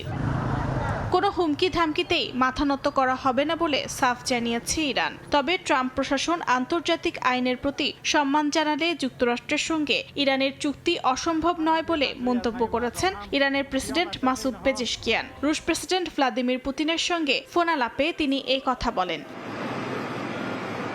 একই সুর মার্কিন ভাইস প্রেসিডেন্ট জেডি ভ্যান্সের কণ্ঠেও। ইরানের সঙ্গে এখনও চুক্তি সম্ভব বলে মনে করেন তিনি। তবে তেহরান পরমাণু কর্মসূচি ছাড়তে রাজি না হওয়ায় একটি চূড়ান্ত প্রস্তাব দিয়ে ইসলামাবাদ ত্যাগ করেন ভ্যান্স।